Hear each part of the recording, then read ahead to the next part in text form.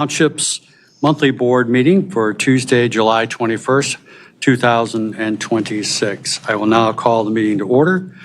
All of those of you who can, please stand for the Pledge of Allegiance. I pledge allegiance to the flag of the United States of America and to the republic for which it stands, one nation, under God, indivisible, with liberty and justice for all. Mr. Anderson? Yes, like everyone knows tonight, welcome. We don't have a pastor here this evening, so what I'd like to go ahead and do is take a moment of silence to go ahead and recognize what the Lord has done for you and also the township and what he can do in the future.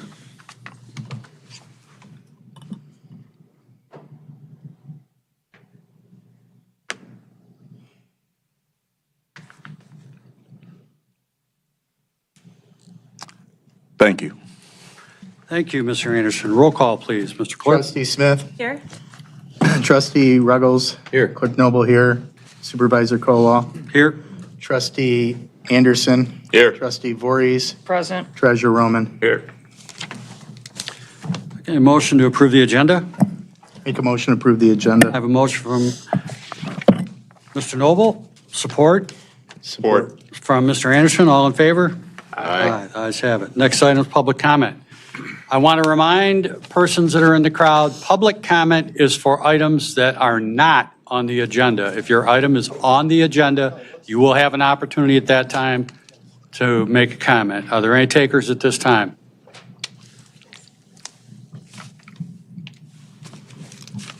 First board meeting, and I got to start off being the person who talks first. That's a little intimidating. My name is Kathleen O'Cray. I live in the Boca Vina subdivision on the southeast Address? portion. 931 Dacia Court. And I'm here on behalf of the subdivision at the direction of Kelly Lang. Don't mean to be throwing her under the bus if she's here, but she's been a great insight to us. We are looking at eventually having our roads repaved. We are currently working on other infrastructure problems and concerns and addressing them. And you were very kind, Supervisor, to give me some time back in March to explain the ins and outs, the very intimidating ins and outs of the whole bond issue. But we feel, even though they aren't being considered right now, we are going to start preparing and doing our research and getting ready for that.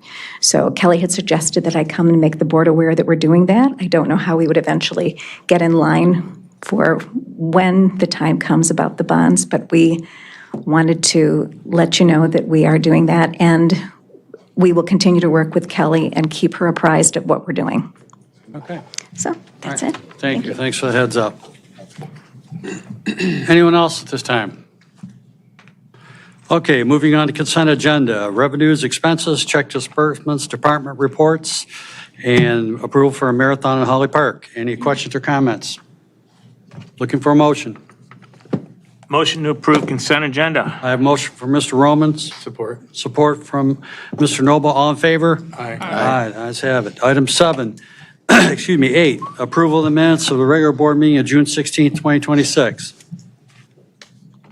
Questions or comments? Motion. Motion to approve the minutes from the last meeting. I have a motion from Mr. Anderson. Support. Support. Support from Mr. Roman. All in favor? Aye. All right, next item, you are here, Kylie, right? I did see you walk in, did I not? Oh, there you are. Okay. We have somebody who is a stellar student and also was a winner of the Fran Anderson. Come on up. Don't be shy. Fran Anderson Award. That didn't take too That's much. shrinking it a little bit. And she was the winner of our scholarship. And so there's a couple of reasons I want her to be here tonight. One, I want her to know that we appreciate the students in our community, the things they do. So I'd like to recognize and congratulate Taylor for winning the Fran and Russ Anderson Making a Difference Scholarship Award, earning $5,000. Comes from Fran Anderson. Each year, as part of our fourth community holiday extravaganza parade, a partnership between White Lake Township, Waterford Township, Auburn Hills, and Pontiac, one student from each community is selected based on an essay describing how they have made a positive difference in the lives of others. In their winning essay, they shared a touching story about meeting a little girl named Annabelle, who was deaf. Using American Sign Language skills Kaylee had worked so hard to learn, she initiated a conversation with Annabelle. This is the very first conversation Annabelle had with someone outside of her family. That simple act of kindness made Annabelle feel included in conversation, understood, and valued. The experience also changed Kaylee. She realized the importance of a friendly community and pledged to continue treating everyone with kindness, respect, and compassion. We're incredibly proud of you and the example you have set for others. Congratulations on this well-deserved honor. And we wish you various successes as you begin studying architecture at the University. The second reason we invited Kaylee here is to remind the students and their families about the scholarship opportunities available right here in White Lake Township. In addition to the Fran and Russ Anderson Scholarship, the White Lake Police Foundation offers scholarship grants of up to $5,000. And the Friends of the White Lake Township Library awards a $3,000 scholarship each year.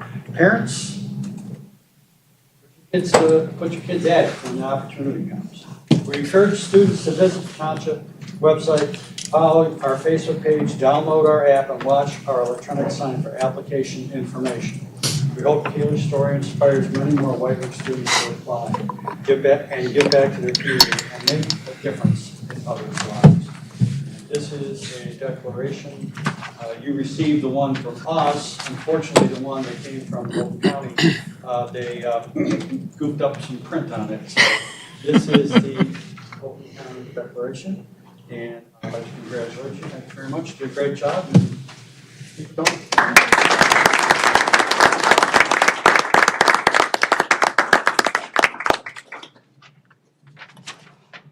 One of the fun things on the job, not many, but one. Okay.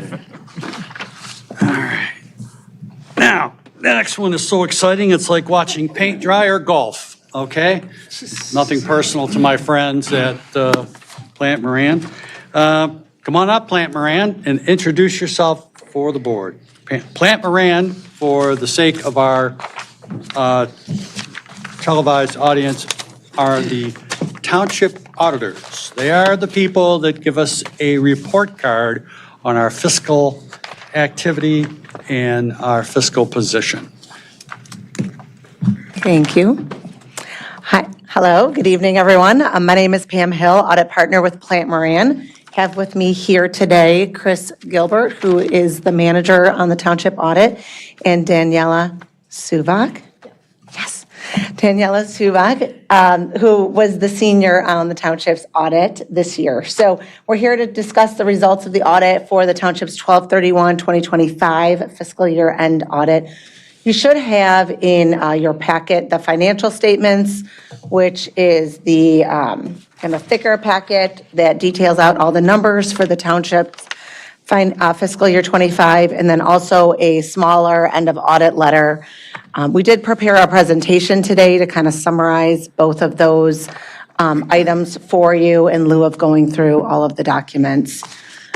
Before we get started, I did want to just thank Supervisor Colwell, Clerk Noble, Treasurer Roman, as well as Yomar and Lisa and many, many others at the township that we work with throughout the audit process.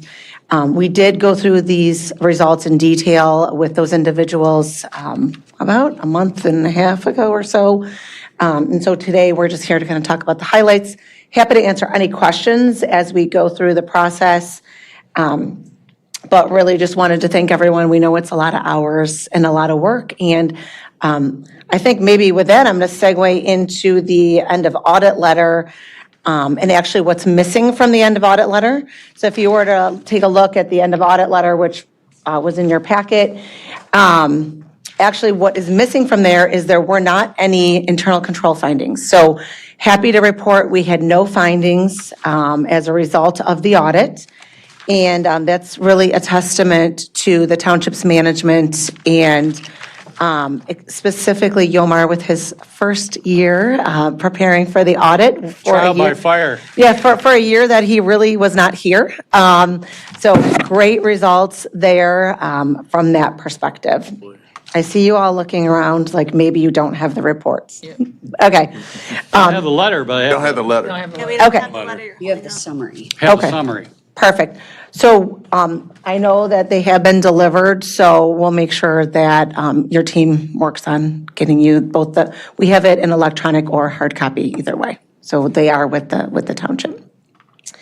But really, I guess just overall, you really don't need to see the letter to go through it. Very high level. As you may recall, at the beginning of the audit, we sent out a letter to the board that we emailed you all that kind of talked about our plan for the audit. This letter is just a follow-up to that, and basically all it says is that we didn't deviate from our plan at all, so, which is good news, right? And again, there was no findings of any sorts to note. We always have best practices and things that we discuss with your team internally, but no findings, so a clean audit. Also, we issued an unmodified opinion on the financial statements. So I know we typically talk about what that means in terms of like a report card, what grade that is.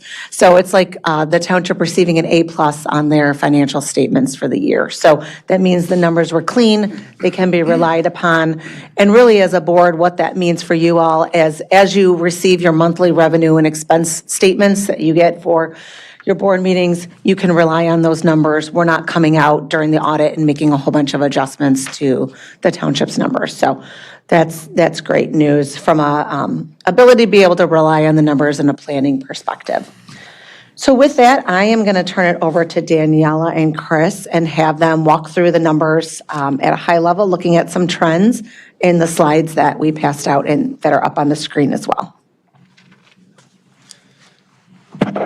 All right, I'm up. So for the next couple of slides, we're going to focus on the general fund and governmental funds.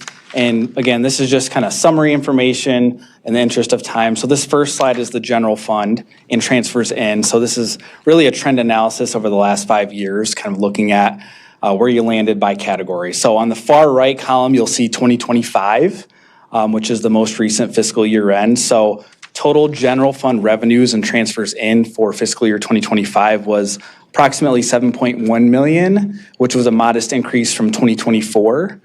Looking at the breakout of revenues, state revenue remains the largest revenue source for the township. That's your state revenue sharing for the most part, and that was about 3.6 million for 2025, which was a slight increase from the prior year. Property tax revenue is the next largest revenue source, which was about 1.5 million and remained relatively stable over the last several years. Millage rates have declined over the last couple of years, but taxable values for the township as a whole have increased, so that kind of net impact has resulted in stable property tax revenue over the last several years. That being said, most of the other revenue categories have remained relatively consistent over the past several years, so at the end of the day, general fund revenues remain stable and consistent, and really, which is a positive indicator, I think, of the township's financial condition.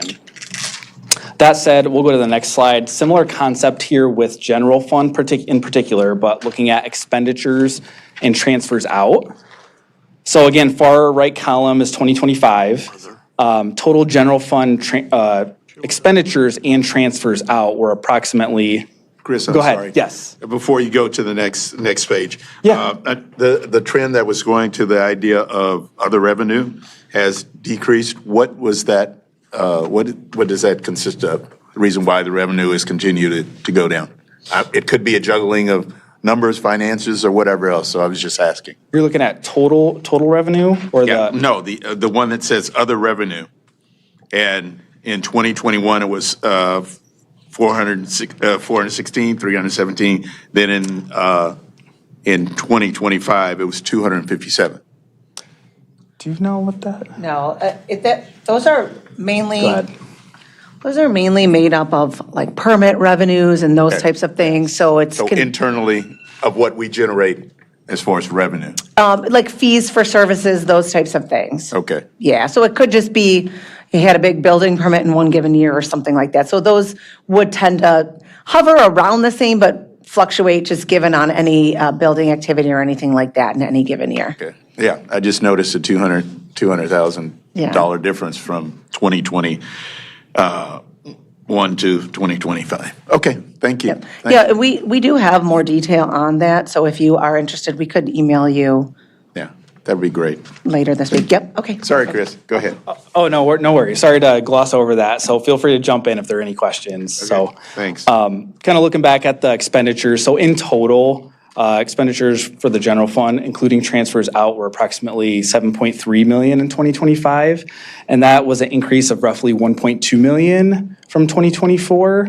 A significant portion of that increase relates to transfers associated with the general fund funding planned projects, obviously with the Civic Center and other projects. So that was a large reason for the increase over the last couple of years.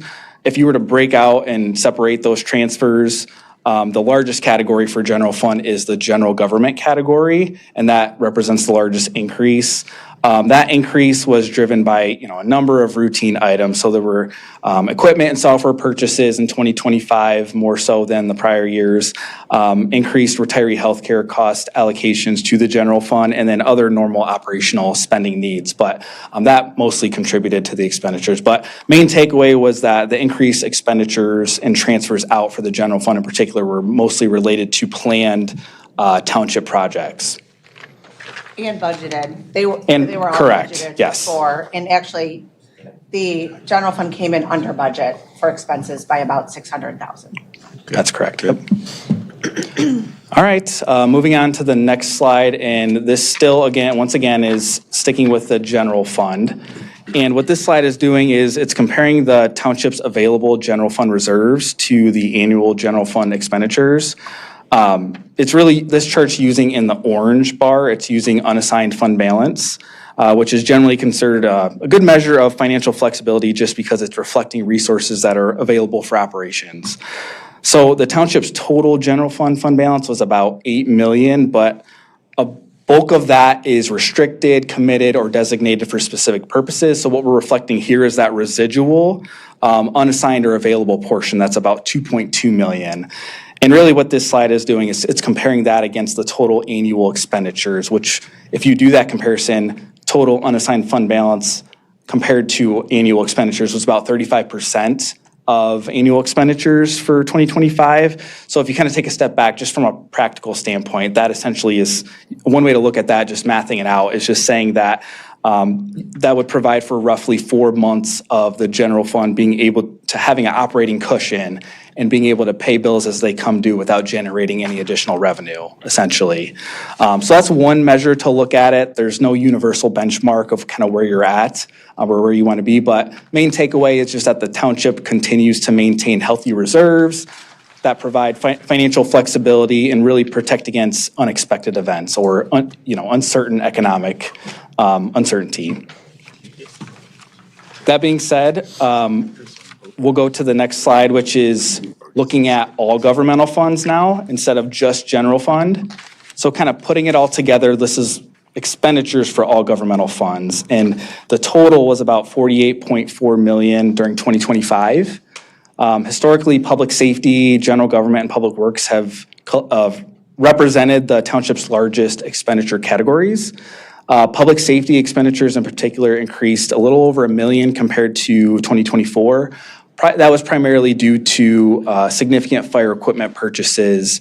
A few vehicles were purchased during 2025. So that was the bulk of the increase there. The most significant change, to no surprise, in 2025 was just significant capital activity that's reflected in the capital outlay category with the significant construction of the township public safety building and township hall.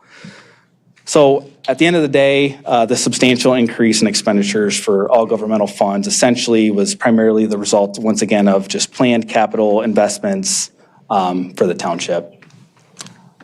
That being said, we're going to transition to the sewer and water fund, and I'm going to turn it over to Daniela. Thank you. So the next two slides, like Chris said, are going to talk about the water and sewer funds. And these funds are intended to be self-supporting, meaning user charges are expected to cover the cost of the operating of those systems. So right here on this slide, we're talking about the sewer fund. So it generated approximately 3.4 million of operating revenue during 2025. Operating expenses were approximately 3.5 million, resulting in an operating loss of around 120,000. So while you're operating in a loss this year, this trend has improved significantly since the fund was established as a separate enterprise fund 5 years ago. So the sewer fund continues to trend in a positive direction while operating results improving over the past several years. So it's just important to continue monitoring these funds for your long-term financial position. So if we go to the next slide, this shows the water fund. So this year it generated approximately 1.8 million of operating revenue during 2025, while expenses were approximately 2.1 million, resulting in an operating loss of approximately 291,000. Significant driver here was a large one-time purchase of water meters during the year. So you'll see that the past couple of years, you were operating closer to break even. This year was a little more of a loss just due to those water meter purchases. So again, this was just kind of like a one-time expense, and the fund has historically operated near break even. So if we can go to the next slide. This slide highlights the township's long-term pension and retiree healthcare obligations. It's important to remember when looking at this slide that these figures are just snapshots at a point in time and can fluctuate from year to year based on how your investments do and actuarial assumptions. So first we'll look at pension, which is that teal color on the left-hand side. And at 12/31/25, the pension plan reported a net pension liability of approximately 17.6 million. So the plan remains approximately 65% funded, which is consistent with what it was at the prior year. The good news here is that this is higher than the state benchmark has set, and generally in line with a lot of your peer communities. So then if we look at retiree healthcare, which is the orange line, it reported a net liability of approximately 3 million, which decreased from 2024. And the plan is now approximately 80% funded, representing and continued improvement over the past several years. And the township has made a strategic effort to fund this obligation, and the progress is reflected in this positive trend that you'll see. That's all I have. I'll just add a couple of things. Yeah. Thank you. So maybe just to add to the legacy costs too. So to clarify for pension, the township is contributing more than the required contribution per the actuary. So you are making headway into that long-term liability. Also, in terms of the retiree healthcare liability, you'd have a lot of communities in Michigan that'd be pretty envious about being 80% funded. So maybe just to remind the board, pension has been statutorily, you've been required to pre-fund and set aside these contributions. But retiree healthcare, it was newer legislation within the last 10 to 15 years. So the township has really made a very concerted effort to address those costs and to get that liability funded over a very short period of time. So I think that's something the board and management should feel very good about in terms of your focus and being able to see that payoff. There's a statement within the back of the financial statements when you get the copy. It has like a 10-year trend, and I like to look at that because you can really see the progress there. So something I think you should feel very proud of, and it allows you to be able to focus on these long-term infrastructure and other things that you need to do as a growing community versus needing to worry about kind of some of these legacy costs that you've already promised and pre-funding those. So I think great job on that as well. But happy to take any questions you might have on anything else or anything we covered, didn't cover. So again, that was A plus, what was it? A plus. A plus. I knew you would ask. I'd like to hear that, okay. My mom would be proud. Yes. Okay. Are you guys good? Any Yeah, questions from the thanks for board? coming out. Yeah, thank you. Thank you. Thank you very much. Appreciate all the time and effort that you put into it. And I'm just teasing you about the golf and paint drying, but I know that these numbers are very important and are the foundational factors for our community. And it's good to see that we are in good shape and have been for a number of years. So thank you very much. Appreciate the presentation. Thank you. We appreciate you all as well. Thank you. Good job, boys. Did you hear that from her?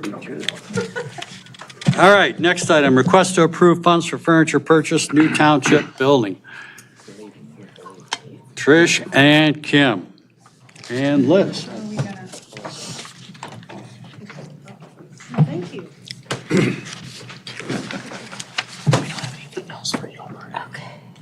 What's that?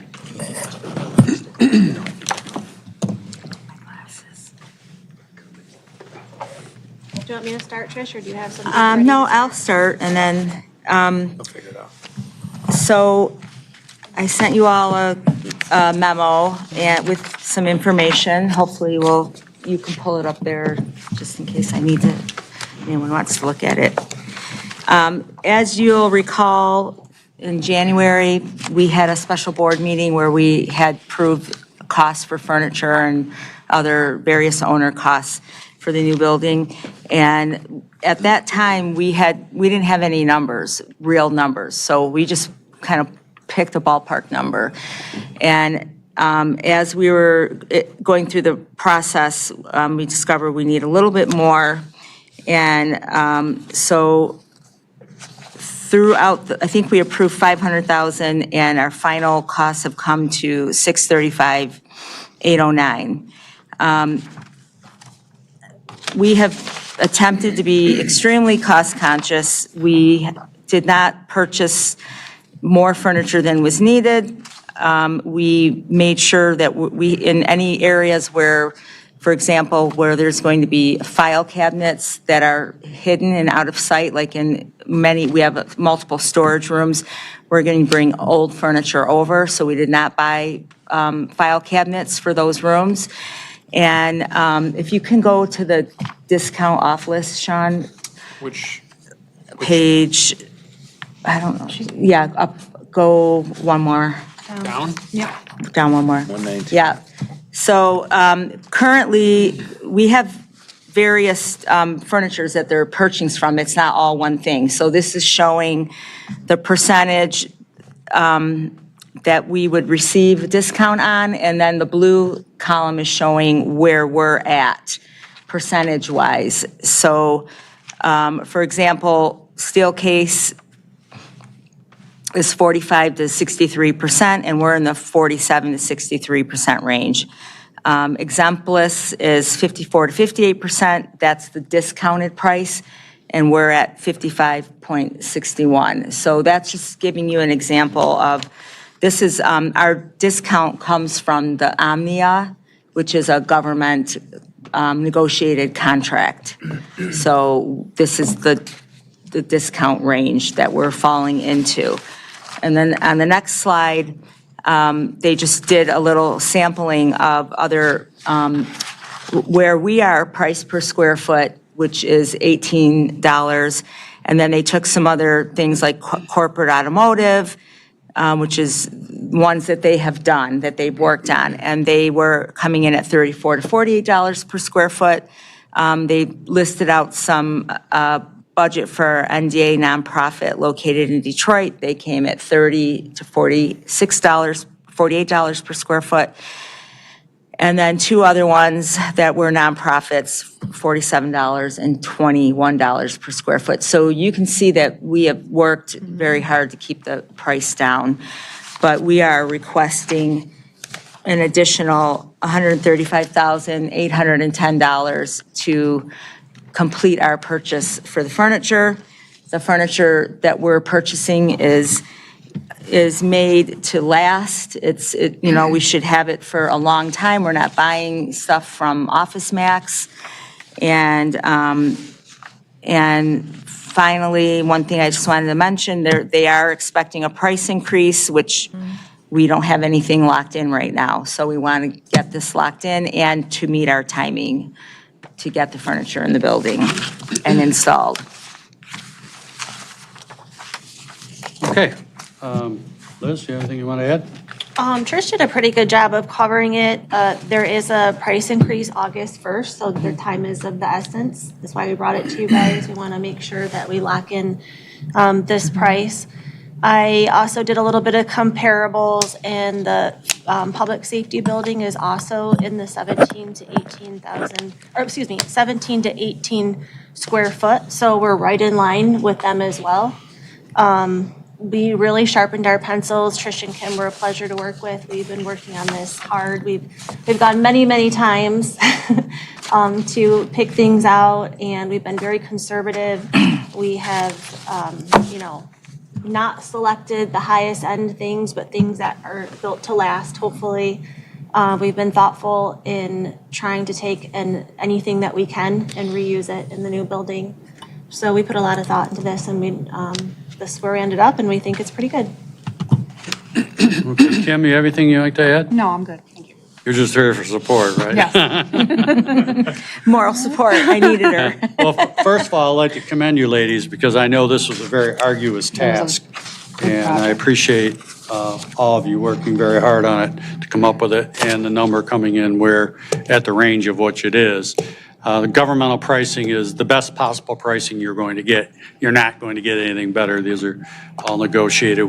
From time to time, we could take advantage of that. We used to be able to buy cars like that, but that changed.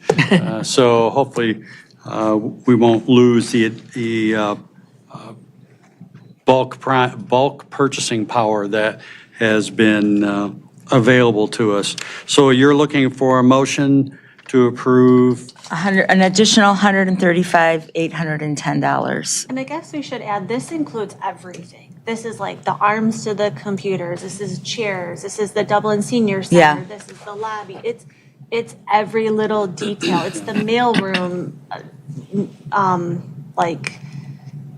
literally the mailroom slot. I mean, this took us a very long time to go through every single room and make sure that we have everything that's needed. So this covers everything. Soup to nuts. Yeah, the only thing that it doesn't cover is maybe like some decorations on the wall, things like that. But Well, we did decide not to buy commercial patio furniture either, so that's we right. did not Yeah. include That that. We was figured that, we'll figure that out later and not buy expensive commercial grade furniture for the private employee patio. I'm sure we'll come across something somewhere along the line that will suffice the needs, and try to be as cost conscious about it as possible. We don't need that much of it No. either, so. Any questions, comments from the board? Yeah, Mr. just- Anderson, I'd be disappointed if you didn't speak up. Well, no, I just want to go ahead and compliment the whole team and everything else, because I was asking about what's the discount on furniture, discount off list. And after we went through and explained that, I just wanted to be sure that as a government agency, we were getting GSA or E&I. So, if they were trying to push us to the E&I because of an education, we definitely do deserve GSA pricing. There is also, you made the notation about the 12-year limited warranty, which is part of GSA as opposed to the regular, warranty that is on the other organizations. So compliment you for your due diligence and everything else from that standpoint. And the only reason why I'd ask about that was the reason why, to be sure that we were getting GSA. And for those of you who don't know, Mr. Anderson worked in the office furniture business for years. 45 years. That's why I was poking around at him. Okay. Any other questions or comments from the board? No, if not, seeking a motion. Mr. Roman. I'm just curious, we're not paying sales tax on any of that, right? No. No, okay. Sorry about that. You And wanted will to it ask. be ready in time for the opening? Yes, it should be ready. Did I said I? Yeah, if you Get missed in it, here. you should have said it, I missed it. It should be in, I think sometime in November. It'll be in before we are in the building. Okay, thank you. Which I wanted it to be, because I would like for us to be able to start have phase in, Absolutely. not move everything all at once. We can do a big move and then, Be a big job. yeah. So Are if they we, installing too? Yes. Yeah, installation. 2 weeks for installation. Yeah. yeah. And installation is including in this pricing? Okay. Yes. Great, okay. It's in everything. It's in everything, okay. So that's good. And the only other thing is that we do get a guarantee from the standpoint if we enter the order before the price increase. That, I mean, our goal is to enter the order in by August 1st, so we don't get a price increase. So if we get this approved, we are good. Do we know, and I'm not, do we know what the price increase is? I don't know. Okay. Why couldn't it be? But any increase is not good. Right, correct. So if we approve it tonight, it can't be ordered tomorrow? No, I mean, they have to get it in, Yeah. right? And they promise to get it in prior to the price increase, Right. Okay. which Because it's the goal is get it in by August 1st. So it's already in the system, and everything you have to do is just go ahead and push the button and turn it over from that standpoint. They don't have to. I would re-enter. imagine it's already entered, it's in. yeah. And because they had to get the They pricing. had to go ahead and Yeah. get that. Yeah. Are the chairs Make a motion? stackable? Yeah. Yes. Chairs are stackable. Yeah, I forgot to tell you. Yeah, and we added one dolly. I didn't want to overbuy the dollies because I don't even know what kind of storage we're going to have available. But we figured one was good so Bob could move chairs around efficiently, for senior center, or if we need to pull more over to the boardroom or something like that. Okay. So they are stackable on the dolly, too. Yeah, I'll make a motion that we approve the dollar amount of $635,000 and not to exceed $809.65 for the furniture for the new township building, and to be entered prior, and to be, Thought you were done, sorry. no, to be I entered. rounded it up to 810, Steve, just to, Okay. in case. And I'll take care of that. What was the other part I was going to ask? And to hope, and have it entered prior to August 1st so that we do not incur the price increase. That's the form of a motion. Support. I have support down here. Roll call vote, please. Trustee Smith? Yes. Clerk Noble, yes. Trustee Ruggles? Yes. Trustee Voorhees? Yes. Trustee Anderson? Yes. Supervisor Colwell? Yes. Treasurer Roman? That's a lot of money, but yes. It's not coming out of your paycheck. It's not your living room. We're not going to Bob's Furniture, I'll tell you right now. Or what's that, Kia? Yeah. Yeah, okay, I could see that. Yeah, these 7 months putting things together. Thanks, ladies, for taking that on. Yeah, thank you very much. Great job. Next item, 10B, request to approve paid birth recovery leave and paid parental leave policy. I have rotating partners tonight. I see that. No need to get up.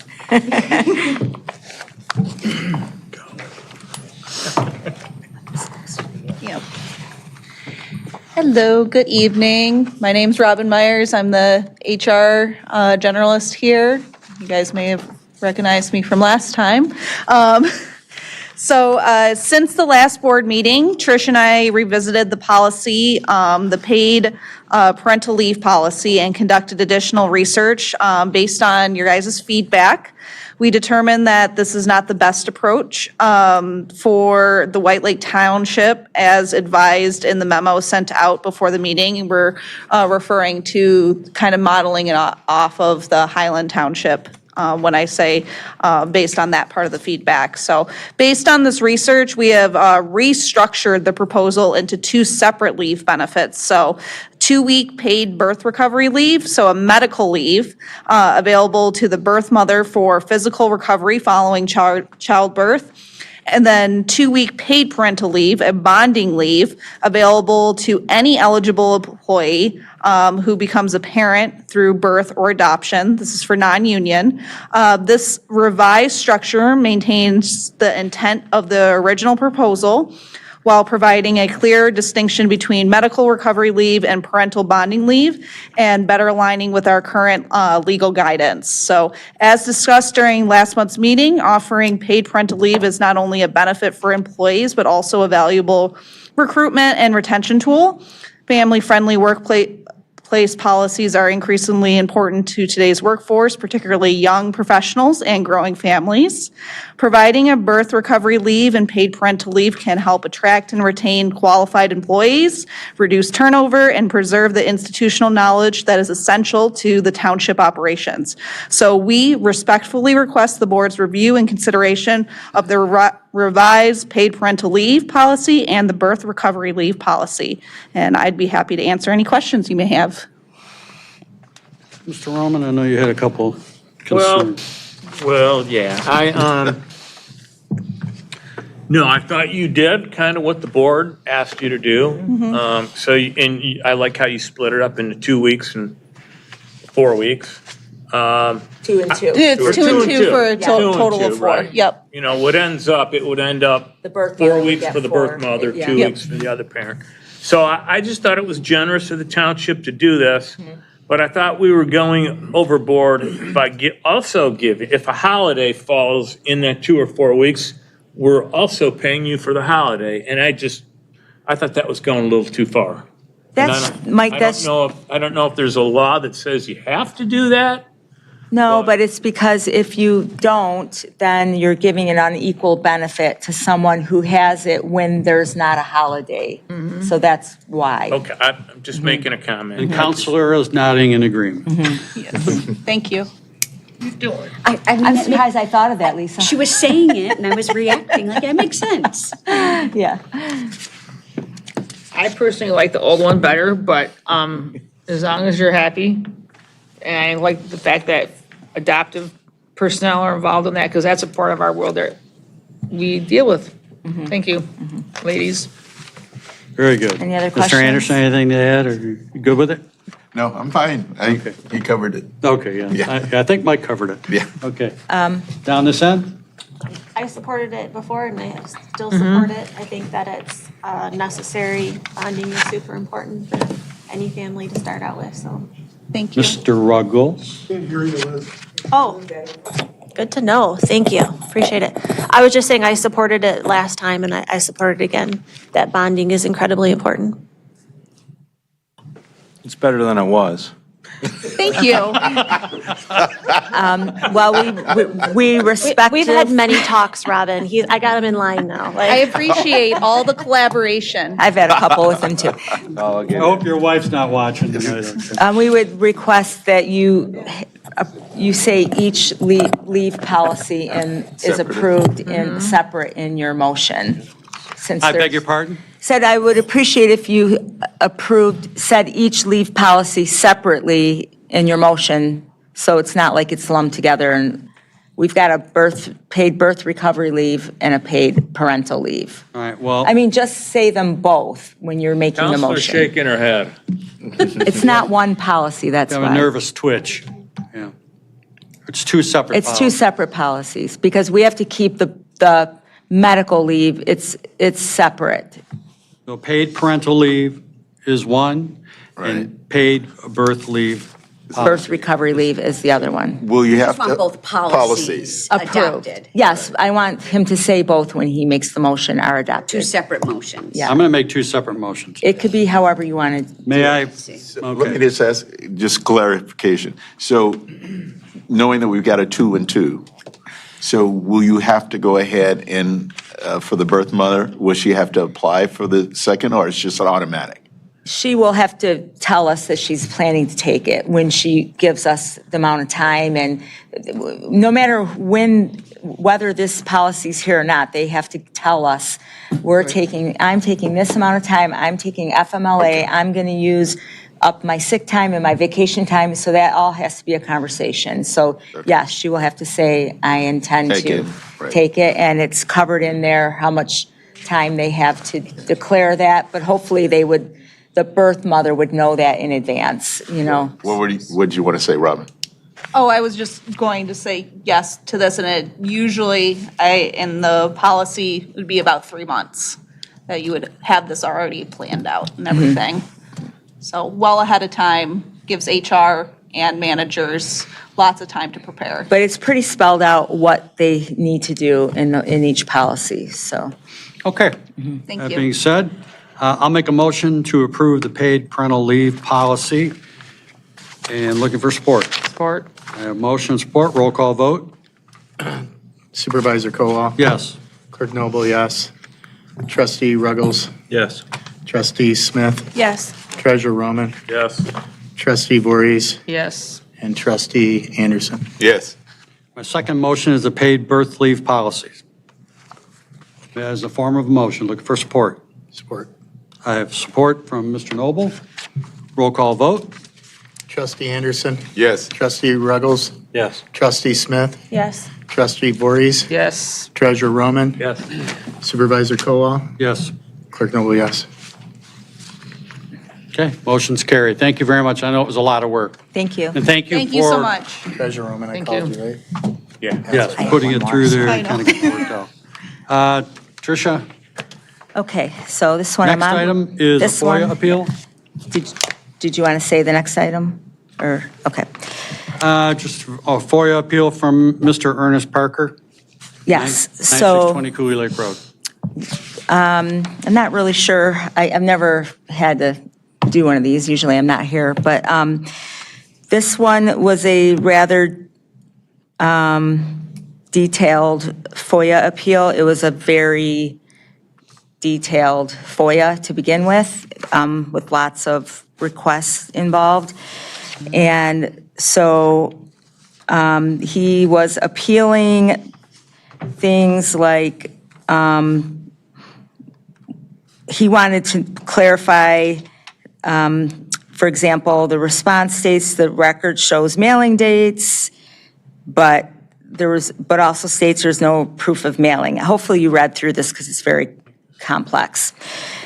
Basically, what I want to say is that all the records that were found were given to him. No records were redacted. He had questions about why, like an email that was forwarded was blank. It was blank because there was nothing typed when the message was forwarded. So he thought that we redacted something. We did not. So nothing was withheld, nothing was redacted, and I'm asking the board to affirm the township's overall decision regarding the June 4th, 2026 FOIA request for the reasons outlined in my attached letter. Any questions or comments from the board? Make a motion. Seeing none, I'll make a motion the township affirm the overall decision regarding the requester's June 4th, 2026 FOIA request. Support. Motion support, all in favor? Aye. Thank you. Thank you. Thank you. Next item, special assessment. We're talking weeds. Ton of oh, there you are. I was looking over there and you jumped up here already. Man, you know, for a big guy, you're pretty quick. I'm ready to go. Yeah. Okay. Go ahead, sir. Floor is yours. I'm Dave Haber, I'm the Township Assessor. For your consideration tonight is the first of three resolutions under PA 188 for a weed control special assessment on Coaldale Bay, which is on Cedar Island Lake. 17 parcels in the district, 13 signed the petition as yes, so that's 76% of the owners signed it. Doesn't mean the other ones are against it, and maybe they weren't home, but this is a pretty high percentage for one of these special assessment districts. It's $240 for each of the 5 years. If this resolution meets your approval, that sets the August public hearing for the establishment, and then September will confirm the roll. And Supervisor Cole, I don't know if you want to, is there anyone from Coaldale Bay here? I don't recognize anyone, but. No, I don't either. But that's okay. This is a relatively small one. okay. It's been done before, too. Oh, yeah, this is, I have records from 2015 at our fingertips, and maybe it's older than that. Right. This is almost one of those reoccurring. Yep. I don't want to call it a housekeeping item, but in a sense it is. It is. Would you like a motion, Mr. Supervisor? Yes. Make a motion to approve Resolution 26-017, tentatively declaring its intention to establish a special assessment district to be known as Coaldale Bay Aquatic Weed Control and Lake Improvement 2026 to 2030. I have a motion, looking for support. Support. I have support. Andrea Voorhees, all in favor? Aye. Next item.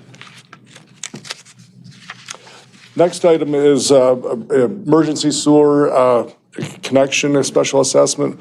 We do these every year where people that are in septic failure work with us. The heavy lifting's done by Aaron Potter's team at DPS. We have 5 parcels this year that are hooked up to the sewer, and this is the same thing. This is the intention resolution, which will set the next 2 public hearings to confirm the role. So it goes on the tax bills in December. The amounts vary depending on those will be brought forward to you depending on the nature of the hookup. Very good. Any questions or comments from the board?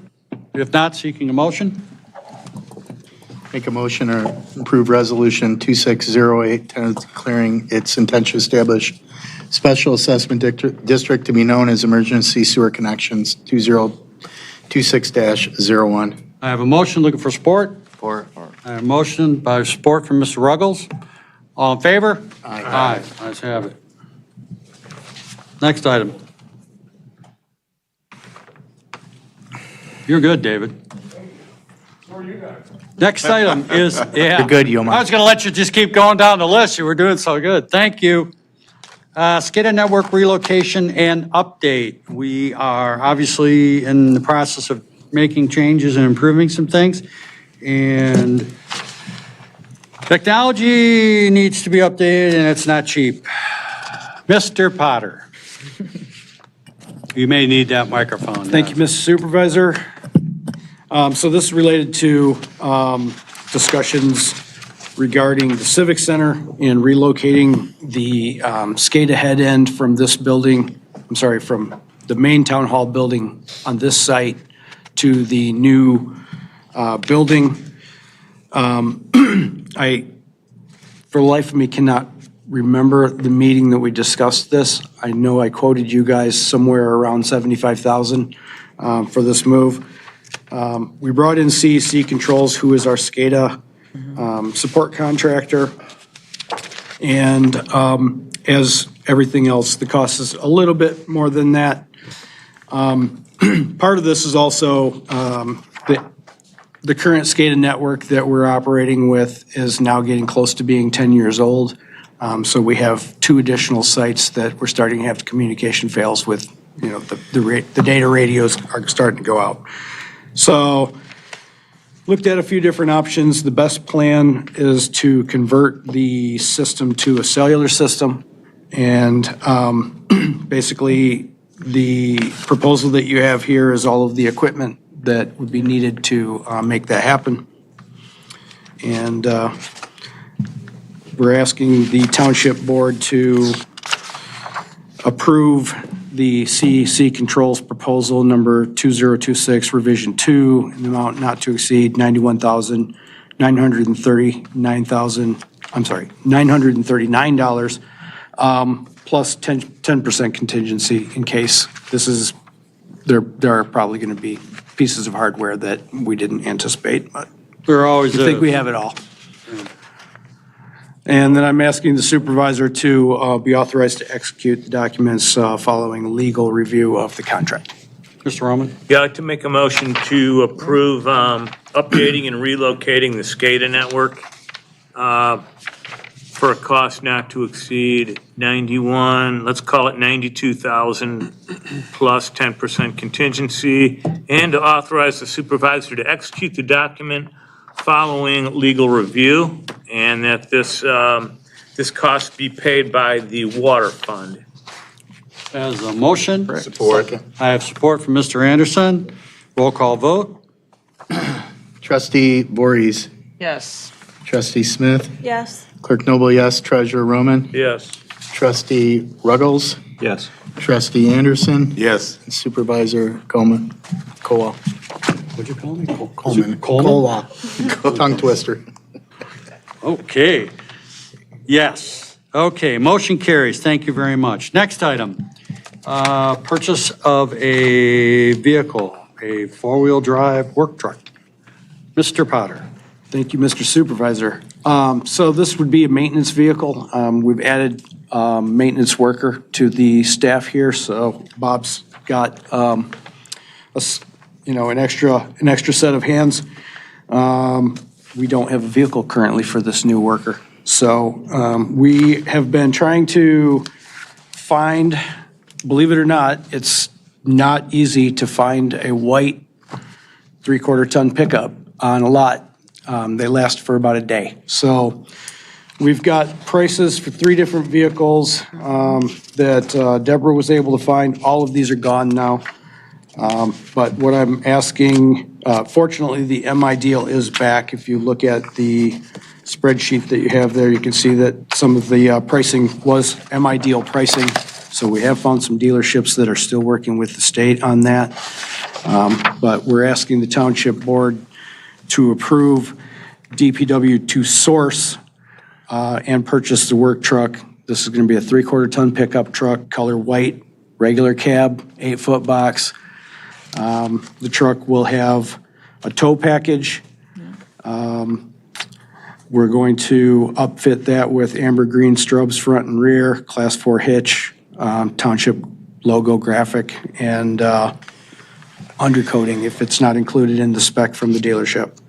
We're asking the board to approve us to source this at the most possible competitive price, not to exceed $55,000, and to authorize the supervisor to execute all of the documents required for the purchase. Aaron, did you say you have a new employee? We do. Yep. Do all of them get new cars? Well, you can't get here to there if you don't have multiple vehicles. And some of the vehicles we have are very specific. In other words, this water truck goes out with water. Rick, you can't hear you. Can't they? All of our employees do not get new cars. Can't they ride together? They can, but that would effectively double the cost of all maintenance. If I can't send them to 2 different jobs, then basically I've got 2 people doing one person's work. That's like saying the dump truck was going to make salt cheaper. Well, the dump truck saved us a ton of money driving back and forth in the middle of the night to pick up 1 yard of salt. So it did make salt much cheaper. We're also utilizing the dump truck every day for the maintenance crew, every single day. Well, what you're doing is you're treating a dump truck like a pickup, actually. Well, we use the dump truck. Not dumping anything. You're using a $100,000 vehicle like it's 50. So there's that. Okay. I can assign the dump truck to the maintenance person that we just hired, and then I'll still be using it like a pickup truck. I'm forced right now to use the dump truck because I don't have another truck. Is the truck in the guy's job description? Does his job description include a vehicle? Yeah, maintenance. So he's going to get his own personal assigned vehicle? Not necessarily. It'll rotate as it's needed by which other individual, not necessarily for him specifically. It's for whatever person the maintenance department needs it to do. So right now, the DPW has a Ram ProMaster van, that's Colby's vehicle, that he's using during the day. A Silverado utility truck, that's Mark Jimenez's vehicle that he's using during the day. Then we've got the crane truck that Steve Degnan is using during the day. We've got the blue F-250 water truck that the hydrant crew is using during the day, the summer seasonal hydrant crew. Then we've got Robert Zolak's red truck that he's using during the day. And we've got the dump truck that the grounds maintenance crew is using during the day. That's all of the trucks that we have. They're all gone off the slot every day, with the exception of my truck, which is parked wherever I'm at. And there's no other vehicle on, like an SUV, there's nothing else available in the township that's sitting? Other departments have other vehicles, but those vehicles are, I mean, if they wanted to loan us a vehicle to do maintenance work, that. Well, not loan, but can't we just move one of them over to your department if you are in need of more vehicles?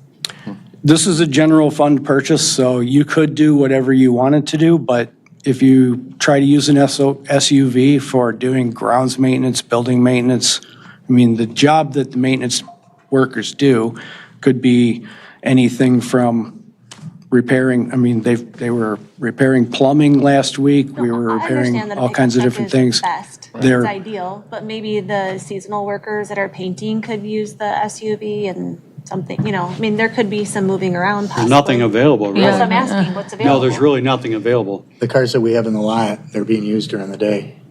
So there's nothing currently available? Nope. Well, it's because we give them. Again, give them to other everybody that departments' we hire. vehicles belong to those departments. It would be up to the township board to, I guess, decide which departments have which vehicles. I would like to provide my employees the right vehicles and the right tools to do the jobs that we've hired them to do.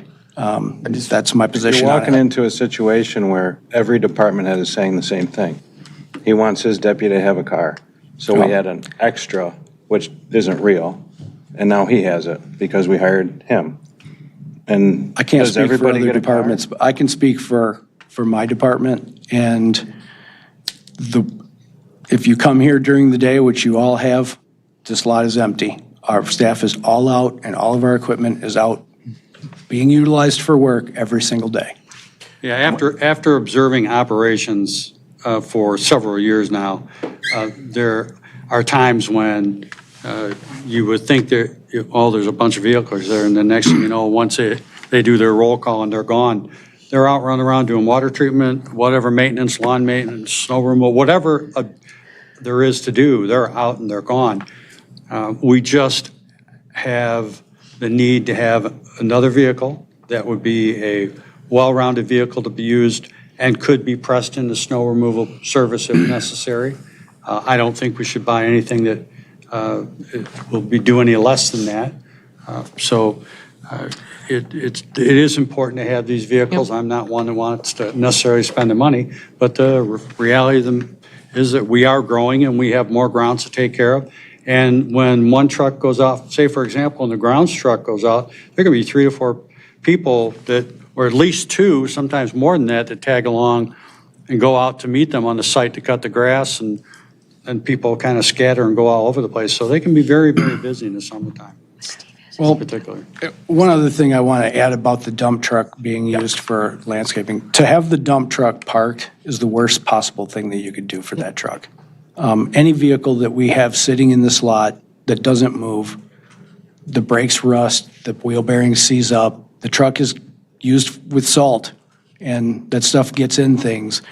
Like I said, if I had a huge fleet of extra trucks, I would love to have that trailer being pulled by a pickup. That's the truck that we have.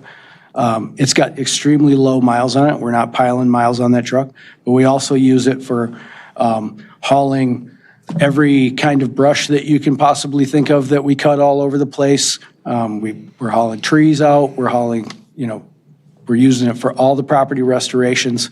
That some of that truck cost gets billed to the water department for property restorations following any work that, underground work that we do.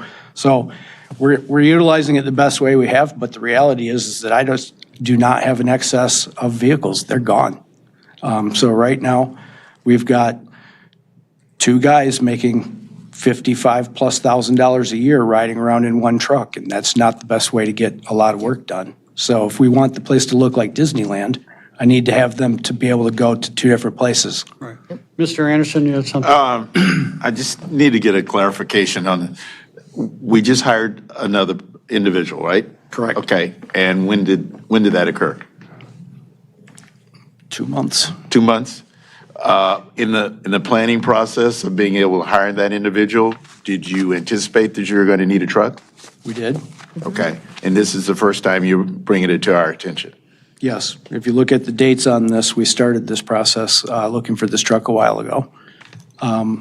So I did not make the decision personally to pull the trigger on moving forward with the hire, but I was involved in that process, and so we started to plan. Who did? By the way, great hire. Yeah. Yes, I know. Yeah, okay. He's a real worker.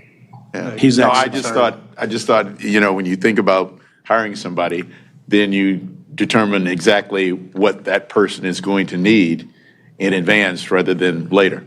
So Correct. that you could budget for that if you take it out of whatever particular budget. So here's the person that's being hired. You're going to go ahead and pay them this amount of salary, and then you're going to need these things for that individual to do the job. I just had a disconnect on that, so. Well, it sounds like Mr. Potter wasn't involved in the plans, so you can't begrudge him for that. So we had some Parks and Recs meetings, so I've kind of been involved. I knew that we had all talked about hiring a new person in, the truck but it's a needed item for this person to have, because I have personal experience, and you guys all know my experience, of them conquering but not dividing. They can get exactly what Aaron said. They can do twice as much work, be at two different places. One can be at Dublin, one can be at the Township Hall working on light switches. I hear a lot of stories about bathrooms overflowing. The problem has been and is And I really continuing have until I divide. I can send these folks out to conquer some of this work. And Is that's that we have and one maintenance person for the entire township and all of our facilities, and that is grossly understaffed. I've got a question. We needed Hang this on, person. I'm not done yet. Oh, I thought you please. were done. In an SUV, I drive. One of the things my husband and I have done personally for our own personal use is get a truck. Because I didn't like seeing a saw, a rake, a bale of straw, a bale of hay in the back of my SUV. Now that stuff can go in that truck that these guys can divide instead of just conquer. An SUV is not an appropriate Absolutely, Aaron, vehicle 100%. for a It's township not even maintenance appropriate for the staff. things that I do at my own personal house, much less a township where we carry shovels, gasoline at times, I'm assuming. Okay, Mr. Noble? What's the biggest motor that you can order in these, Aaron? Is there like a 7.3 liter? I'm not prepared to answer that. I might suggest. I'd be happy to research it. No, I'm just wondering because if you're going to get F-250 for the, when we auction them off, as far as getting money back on the vehicle and wear and tear, I think the larger motor would probably be better to go with, especially if we're going to plow or not plow. These trucks are almost all fitted with the plow prep package, but we currently have the blue F-250 that's a 2017. That won't be going to auction until next year. Okay. I didn't spec a plow on this truck, as we currently have a sufficient amount of plows. But it's got the plow prep, so for whatever reason, if we decide to add a plow to it or reallocate a plow from another truck, we have that option. I'd just be curious, just a suggestion, to see what the cost for a 7.3 to a 6.8 on a F-250. Is there that much more of a difference? I don't know if we'll get that back on it over the time. Yeah, you'll get it back. It's like the V6s compared to the V8s and the police cars. Yeah, well, this will be a Lieutenant vehicle. Ivory, or sorry, Chief Ivory, will tell you that. It's got a demotion. Sorry, Chief. It's later on the agenda. Still on probation. But you dress well. So I was just curious, Aaron, because if to me, if you're going to spend, it's a difference of like $3,500 to $5,000. And sometimes not even that much. Yeah, maybe not even that much, just to take a look I'd say at if you can get a bigger motor, try to do it. I agree with Certainly this clerk, take it under advisement. if you can, but stay within that budget. We were Yes, mostly Mr. looking Ron. at a class of truck. I mean, we didn't get a whole lot into the super specifics like at that level, but we can. You just never know. Mr. Roman? You know, Rick, when we used to buy all of our vehicles, we got that special pricing through the state. Is that what this is? It is. Yeah.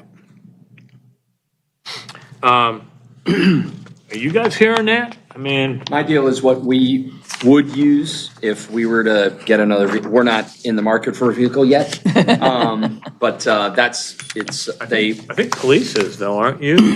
Every quote we get for our fleet vehicles comes through my deal. It does. And it covers all But it brands, went all away makes, for and a all few models. years, right? It didn't go away. The vehicles that they were trying to sell on that contract went away. So when the ports were Availability closed became and very difficult. following COVID, there was a shortage of metal in the country, and then there was some issue with the ports that I don't even remember what the issue was at this point, but there were ships out floating around in the ports outside of San Diego and San Francisco with a whole ton of metal products and vehicle parts on them. Oh, So, I'm glad you're from getting it. That's a 21 big to help. 2023, roughly, I mean, you really had a hard time finding the vehicle. I was honestly surprised. A 3/4 ton pickup truck, 4x4, with this package is basically a Swiss Army knife of work vehicles. I thought that we were going to be able to just go to the nearest dealership and they'd have 10 of these sitting on the lot ready to sell us. Gotcha. I'm gonna motion to What approve. we're finding out now is Quick that they're comment gone before before you we can get them. Move on. I just think this is a good opportunity that all the board members should keep in mind for the future, that Aaron is about to take on, with maintenance underneath him, a lot with our new buildings. We have sidewalks and parking lots and much larger facilities, and we all need to plan. And a lot of windows. But there's no plan for that. And we need to have a plan for that, because there's, I know there's no plan. And so I'd like to have maybe a workshop or a special board meeting or something, that we have to have a plan of how we're going to approach that, where the money's gonna come from to do that. We now have sidewalks on Elizabeth Lake Road that we have to maintain, and there's no plan. So we need to plan for the future. Well, that's not completely To ease your mind on that, we do track all costs for maintenance individually per property, right down to the cost of the trucks that we use on the projects. I'm trying to provide a total work order cost for everything that we do on a property. Every piece of work that we do on any property in the township is captured on a work order, including all the employees that worked there, all the vehicles that they used, all the equipment that they used, and the hourly charge for all of those pieces of equipment. So we have a robust system, which we'll be talking about in a few short minutes here, to keep track of all that cost and help us develop those plans. But, I mean, we started with the hard part, find the right person, and now we need to outfit this person. Mr. Roman? Well, I was going to make a motion. Please do. To approve the DPW to source and purchase a work truck at the most competitive price possible. Is $55,000 enough? I would, I'd bump it up to that, if he wants to look at the other. 55.5? What do you think? 58. Not to exceed. Not to exceed 60. Yeah. agreed. Okay, not to exceed $60,000 and to authorize the super to execute all documents required for the purchase. Support that. Your motion, support, roll call vote? Supervisor Kowal? Yes. Clerk Noble, yes. Treasurer Roman? Yes. Trustee Voorhees? Yes. Trustee Ruggles? No. Trustee Smith? Yes. Trustee Anderson? Yes. Motion carries. City Works, another technological thing, but this is just due because of licensing. Correct? Correct. We've been using CityWorks since 2017. This started with the SAW grant. This is basically asset management software, but it's GPS-based system called Geographical Information System. Essentially, we use this for all of our work order management, mapping, asset management, planning, those types of things. So we've added a user to the system, so that's going to be an increased cost of $15,000, plus the percentage increase due to inflation and other, whatever their reasoning is. The cost has gone up a few $100s from last year. We do have an option here to add a second year and kind of lock in the pricing for a second year, which I would recommend. If we wanted to go with the 2-year contract, we'd be asking the Township Board to approve the CityWorks contract in an amount not to exceed $30,725 to be executed by the supervisor following legal review. Last year, Lisa and I were talking about this the other day. We did negotiate some terms that made her more comfortable with the contract. That's all I have. Okay. Sorry, just trying to get some more information on something. Okay. Yeah, I mean, it is what it is. It's licensing. We have to do it. I don't know. Should we take 2 years? I would go with the longest. Yeah. I'd go with 2 years. 2 years, I absolutely. think I'd go with the 2 years. 2 years. Well, we've been using this and building it since 2017. Every single fitting of the township's utilities systems has its own individual serial number and is tracked individually. I remember when we turned it on. So since we started this, we're now in the 27,000 range for work orders. You know, we do use this for budgeting, planning.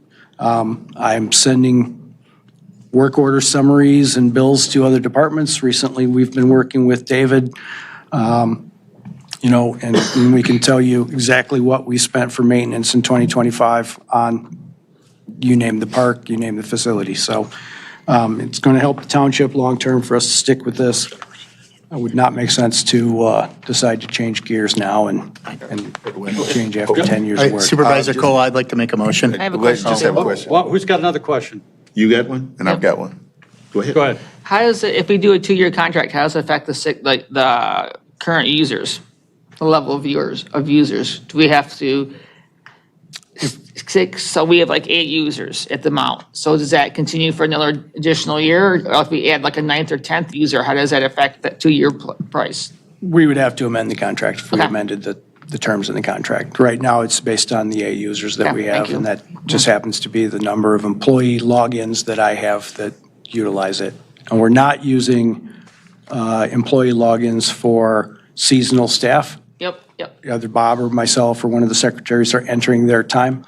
But for example, our hydrant crew is out painting. We can produce work orders that show them what we expect them to do, where it is.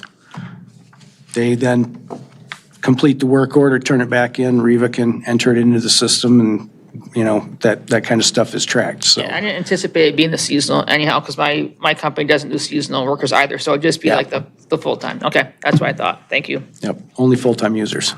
Dovetail on to that question.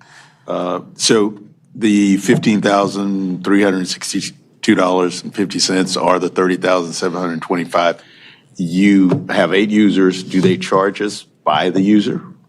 So the reason why I say that, because if the situation was that we add another users, we can anticipate possibly what the cost would increase. So on the quote that was attached to this, to stick with the same user number that we have now, which is 7, was $13,862.50. The additional user is on the next page, and that was the additional $1,500. So, yeah, we could add all the users we wanted to at $1,500 each.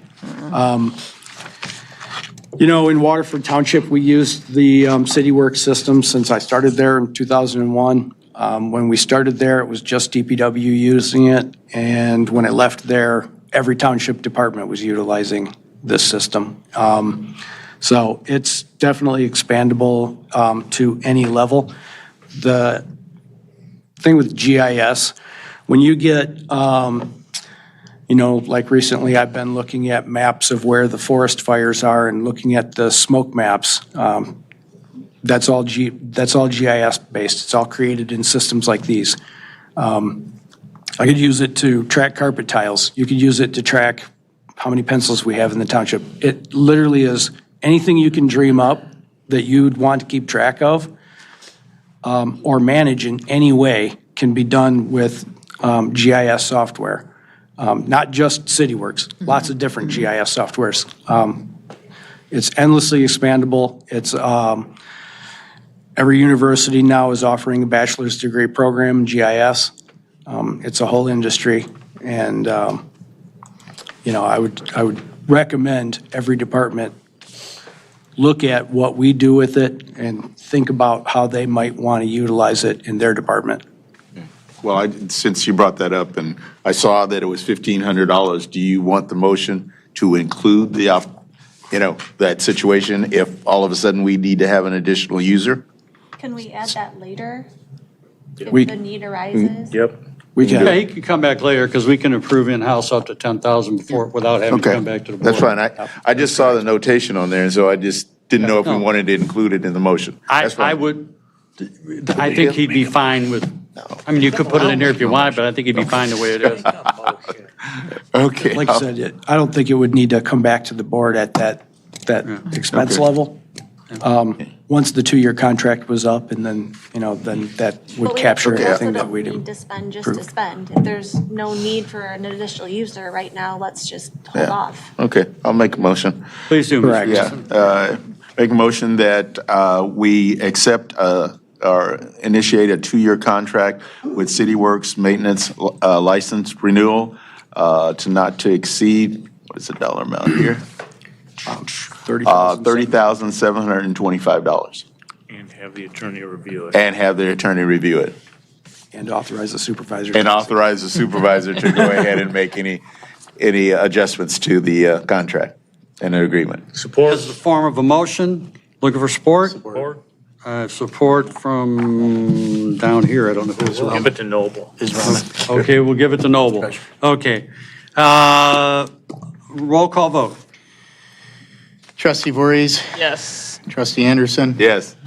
Trustee Ruggles, Yes. Trustee Smith, Yes.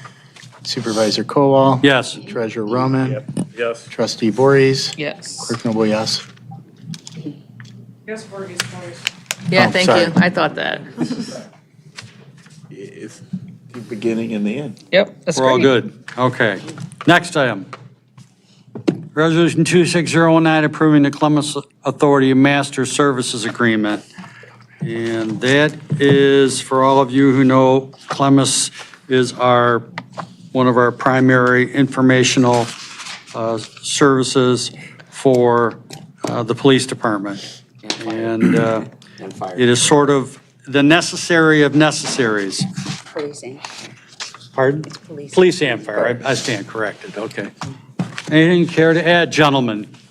Not for me, Mr. Supervisor. The only thing that we would ask, the docu-signs have come directly to us. It has to be signed by the department heads. So in the resolution or in the motion, we've just asked to give us the authority to sign those documents. They will be coming to you? We already have them. We already have them. Oh, you already have them? Yes, sir. Okay, so we can authorize you guys to sign them as representatives of the township? Yes, please. There's a resolution in the packet that 26019. already. Calls that out? It should. I don't remember that. Yeah, seeing that the police chief Oh, I beg your pardon. Okay, Yeah, I stand corrected. and the supervisor, were those the two individuals, chief? There is also, I believe, a different one for fire. So if that's the case, it would have to be the police department and the supervisor, and then probably the fire department and the supervisor. So then the resolution that's in the packet that you would approve would just be amended to include fire chief. And then the resolution would be adopted as amended. It's on page 177? So, Oh, yeah. you're right here. Yeah, so you would just amend that paragraph 2 of the resolution to include the fire chief and then adopt the resolution as amended. Okay. You looking for a motion? Yes. I'd like to make a motion to approve resolution 26019 with the change to paragraph 2 to include the fire chief. Support. Motion support, all in favor? Aye. Ayes have it, thank you.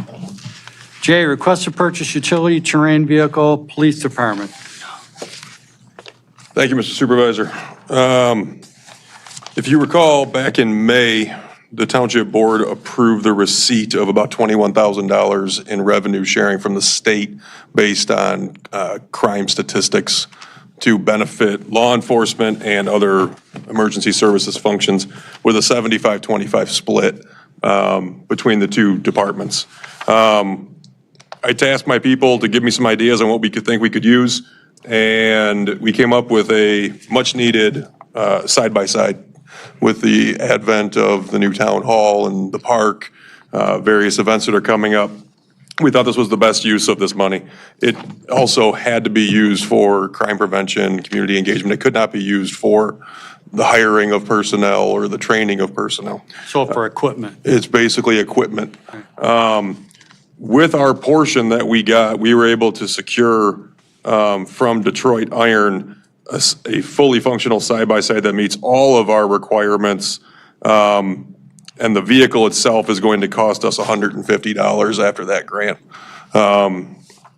Detective Welling did a great job coming up with some graphics and some modest lights And we ultimately, after the expenditure of that grant money, which has already been received, we would be responsible for about $3,863.25. On a $20,000 machine. The total vehicle cost with upfitting and graphics is $20,181.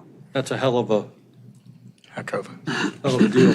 Yep. So I would just be asking for the approval to make the purchase in its entirety of the $20,181, utilizing those grant funds and then supplementing it with. With the understanding that that's grant funding that. Correct. For those purposes. Correct. I've got a question. Questions? So Chief, you got Can-Am, Ranger, Gator. You just like mule?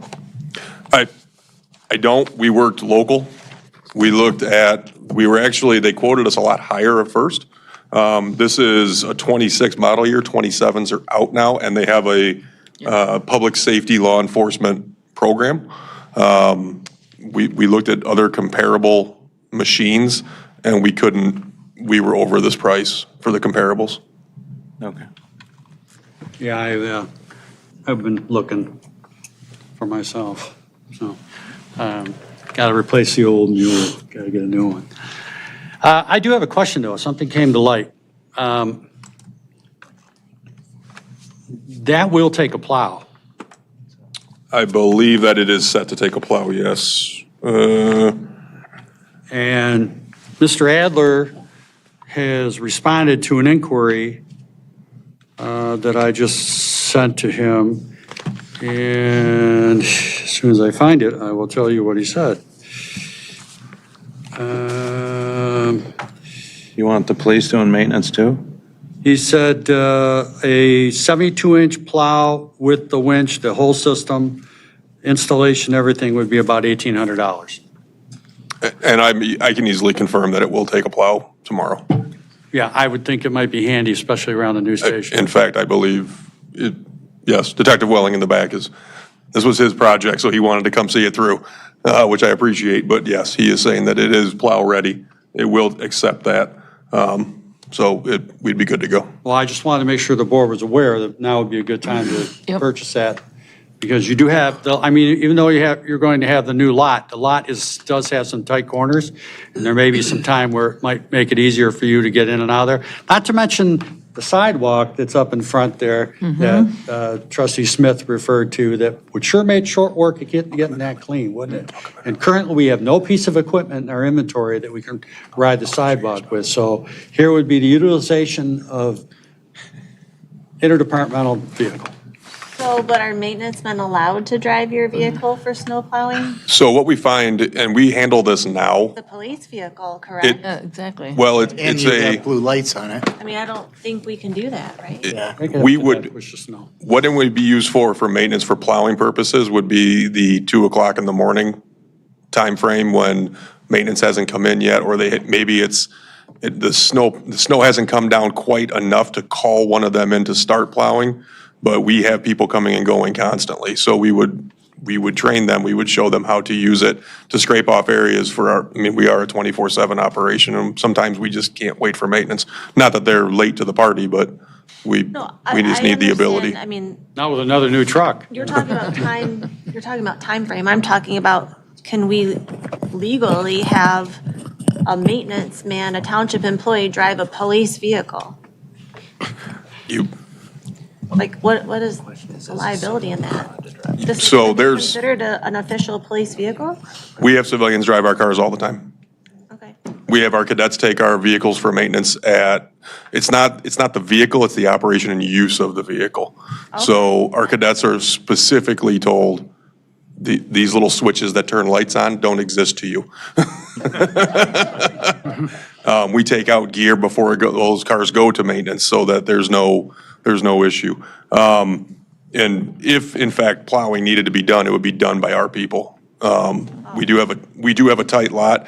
When it snows out here, my officers all come in at 2 o'clock in the morning and scrape off cars and do the best they can to clean things when they're needed. Okay, well, that explanation makes a difference. It'd be your people, and the usage explanation makes sense. If a maintenance worker had to jump into it, my suggestion would be that they don't take it onto a public roadway. but if they needed to. Well, I think my thought would be the same as Trustee Smith's, would be the sidewalk areas that we have up there would be Yep. ideal for this because of the width of the blade and being able to get up in there. Because now people already traverse that now. Yes. And even during the construction process over the winter, you could see the trotted foot trails packed down to an icy crust. Great for a slip and fall suit. Yep. Lawyer. So, so I would like to entertain that we allocate $1,800 to purchase the additional plow. Do you have somewhere to put it inside? Yeah. Is this going to be inside? It'll be parked in the building. Plenty of room. Yes, we have our forensic garage, which rarely will have evidence cars in it, and we also have a 2.5 or bigger Sally port that we could easily keep it out of the elements. Or the range. Or in the range. Or the old fire department building. Yeah, we got lots of places, but I Lots think of they're places. good where they're at. Any questions, comments? My last quick comment is this is only going to be wrapped saying White Lake Police Department, correct? I believe it's in the board packet, you will see it says. It's a little bit hard to see what it says on the back, that's why I'm asking. On the back, it just says serving since 1954. Okay. Then there's it says White Lake and then police, and our patch is on the front with the word police, and that's going to be on both sides. Okay, perfect. Yeah, and we were actually able to secure it in blue. The cost to wrap it was over $1,000 if we had to wrap it. We got it in blue, so the wrapping cost went down to just over $400. Okay, that's good. Okay, so I'd like to entertain a motion to authorize the purchase of the Kawasaki Mule Pro at $16,468. The upfitting at 3864. 38, thank you, 3864, and a utility plow for $1,800. I do have one more question before we go forward. We only have one quote before us. Did you search out, you mentioned that you worked locally, which I appreciate, but did you obtain any other, or did Detective obtain any other quotes? Rick. We looked online at various places. We have a relationship with Detroit Iron. We were able to work with Supervisor Colwell. He's familiar with the person. To my understanding and looking at everything, we weren't able to find anything at this price. You did look through Because approval normally power we sports. are didn't you? presented There was, 3 quotes. So with our 25% of the grant funds, we were also looking at utility vehicles, ours a little bit different than theirs. We checked other dealers, we looked at a Gator, a 6x, we can't come close to the price that he got on this one, so. Well, I'm glad you got the best price, but next time try to keep in mind to at least give us a few quotes in our board packet so that we can see, comparables. absolutely. $981.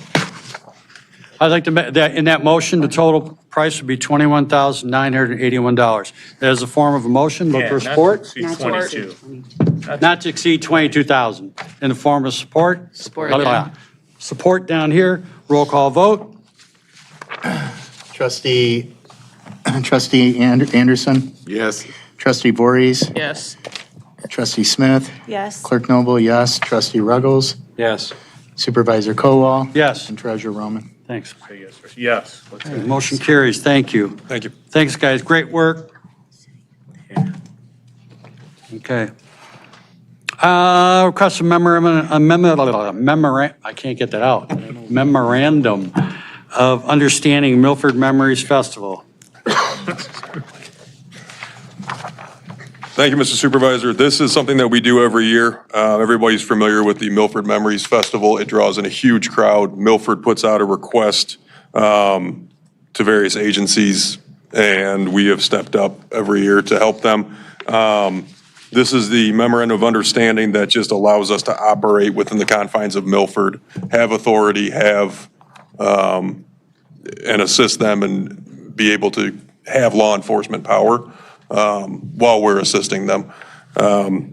Just so the board's aware, I already got the schedule that Milford is asking for. It is 6 shifts of overtime, which ultimately is invoiced back to the Huron Valley Chamber of Commerce.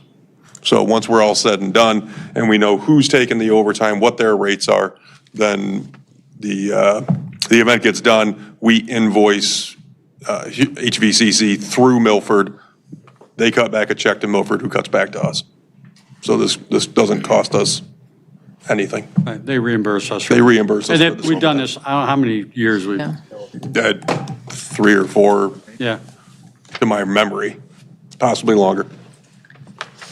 So I just have a quick question. I don't recollect this ever coming before the board before. So is this something that you're going to present to us just as your new leadership moving forward? I believe this was reviewed and came to the board last year. Agreed. I think so. I don't recall years before that, but this was a standard operating thing. I believe that we've done, I believe it's been a couple years, for sure last year. Yeah, I remember seeing that, absolutely. You remember seeing it? Because we don't remember seeing it on our end. I love seeing what like PD No, there, I to be don't honest with recall you. It's either. like the neighborly thing to do. And this MOU was reviewed and vetted by legal counsel. Years ago. There you go. We need Years approval ago. of this memorandum. Any questions or comments? Yeah, motion to Motion, approve please. the memorandum of understanding for Milford Memories. I have a motion. Look for support. Support. I have support from Mr. Ruggles. All in favor? Aye. Aye, ayes have it. Thank you. Request to approve John Cahalvi Donor Recognition Agreement. Is that what I see here? I have a question, Mr. Supervisor. I beg your pardon? I have a question. Yes. So, in the agreement here on number 2, it doesn't have a size. Directed to council. So I don't have a size. The issue right now is Mr. Kolhavi's attorney has not finalized approval of this agreement from her client. There was an illness in the family and she hasn't been able to connect with him prior to the meeting. But since the township board only meets once a month, I thought if we got this agreement in concept, approved by the board, authorizing Rick to finalize the details and sign the agreement. But at the point that we were drafting this, frankly, we don't know what the board's intentions are, desires are. So we wanted to bring it here, have the discussion, and if you're on board, then authorize Rick to finalize the details of the agreement and sign it. And you can add whatever parameters or the scope that you want to in that motion, just so that it's not delayed for another month. I see. But again, I don't know how long before we'll be able to hear back to finalize with Mr. Kohavi's counsel as well. So, I mean, I can't promise you it will be done tomorrow, but this is just in the hopes of getting it done before your next board meeting. Okay. Questions, comments? Yeah, I forget the exact size. It was Yeah, like so one- big. Yeah, it wasn't. It's not You real know, big. I mean, I had a piece of cardboard that I actually brought in here at the time, Mike, if you remember correctly. It's I do remember the cardboard. This, it's like Was it 11 like 24? I don't think it was Yeah. any more than 24 inches wide. It wasn't very big at all. We should nail that down in the agreement, though. We will. Yeah. You, as the board, can authorize Rick to negotiate the terms with the following conditions, the size not to exceed this, or whatever conditions you feel are appropriate and make you comfortable to move this along. Well, what is the rush on this, that we aren't just waiting for their attorney to have more information? I do understand that they're in the process of amending his trust. And as you see by the agreement, it would be an agreement with not just Mr. Kolhavi, but his trust. And it would be a payment that comes out of the trust.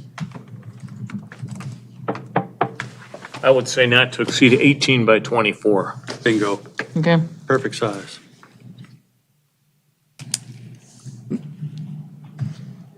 I have a few comments that, anyone else doesn't. Care to make a motion, Michael? What? Liz said she had. Oh, I'm sorry. Okay. I have not been in support of this from day one, and I'm going to remain not in support of it. But I want to bring up a few things that are in this agreement. I don't care for them requesting it to be in the main entranceway. This board did not approve that. This board said that it would be somewhere on the outside of the building. It didn't say that it'd be in the main entrance. They're asking the building to be dedicated to him. This board, upon presentation, when this was first presented to this board did not agree on this building being dedicated to him. And again, this board was offered $250,000 for this plaque to be placed somewhere on the outside of the building. And now this agreement talks about $25,000 over a 10-year period. That also was not agreed upon in the original presentation of this idea. So I think there's a lot of demands here, things that this board was not aware of when it was first presented to us. I don't think that $250,000, although it's generous, it's great, to me, it still does not warrant the name to appear to the public or anyone else that this building is dedicated to him. This building is dedicated to no one else but the White Lake Township citizens and residents. It's a public building. I stand firm and strong that public and government buildings are not for sale, and nobody's name should go on this building but the people of White Lake Township. That's it.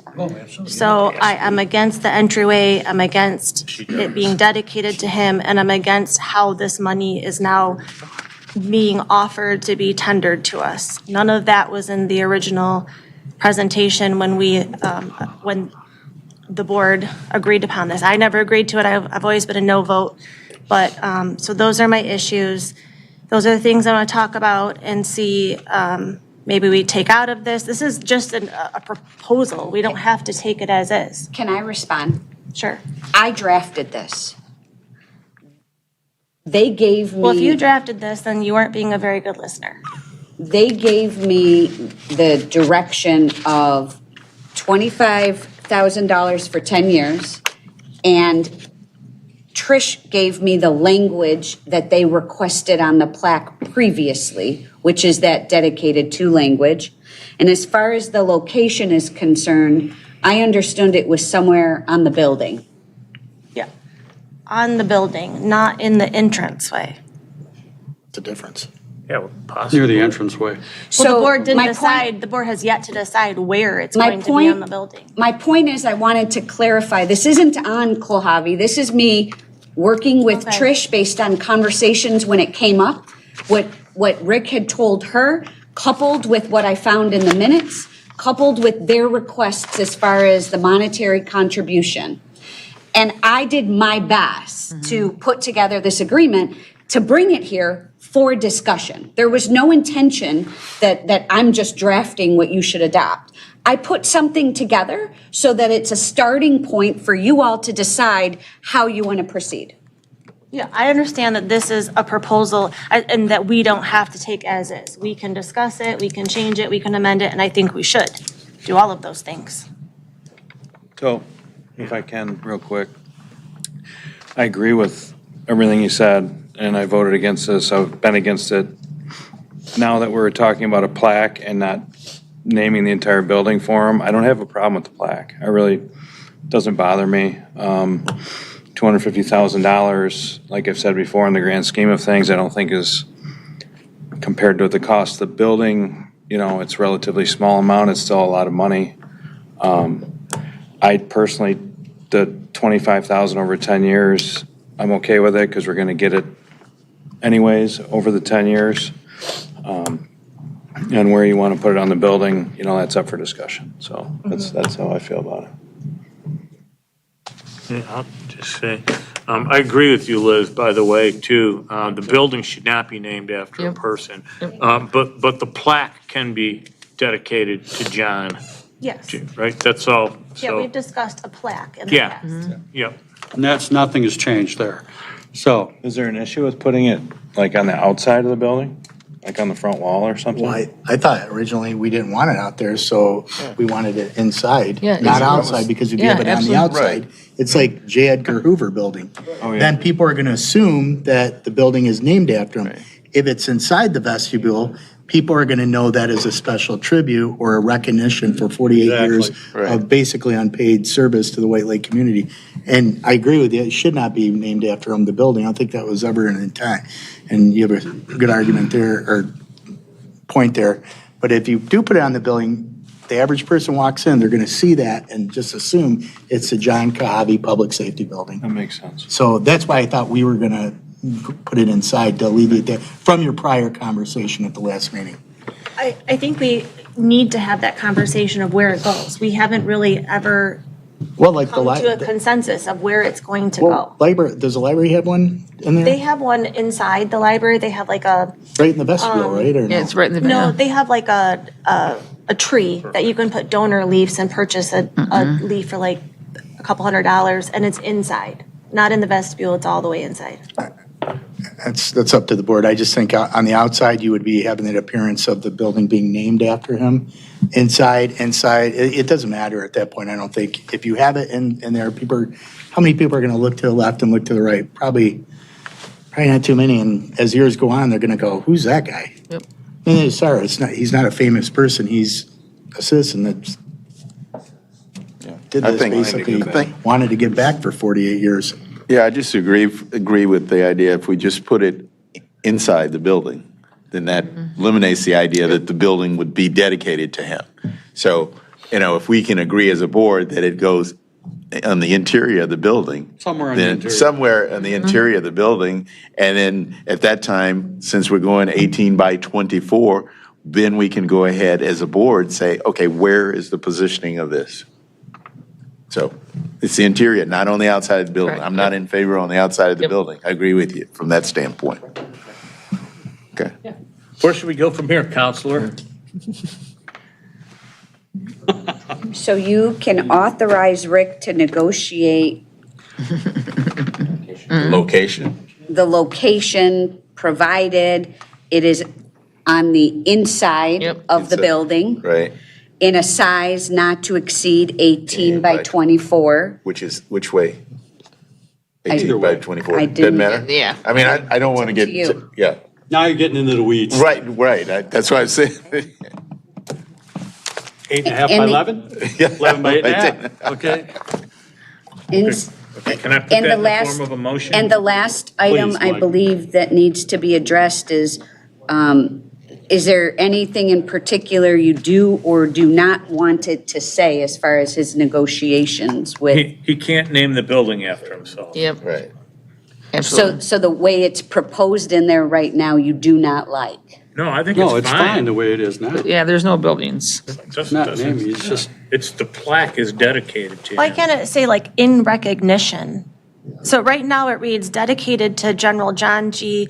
and Carol E. Cahavi in appreciation of his In 48 years of recognition. service in White Lake Recognition Township, of mutually John G. approved. Cahavi. Oh, Well, wait, that's that- the rest to of your- it. As mutually approved. You're exactly right, How because about that's in what, recognition? we agreed to that the last time, in recognition, so I don't know how that got translated. It doesn't, can you put that in there, in That recognition? was the language I received from Trish that the Kohlhavis asked for. In recognition. But the whole point of this is so that Rick can go back and negotiate. If you're not comfortable with that language, we'll We're negotiate not that language. comfortable with that language, so I think we would prefer to have board direction, right? That it says in recognition of.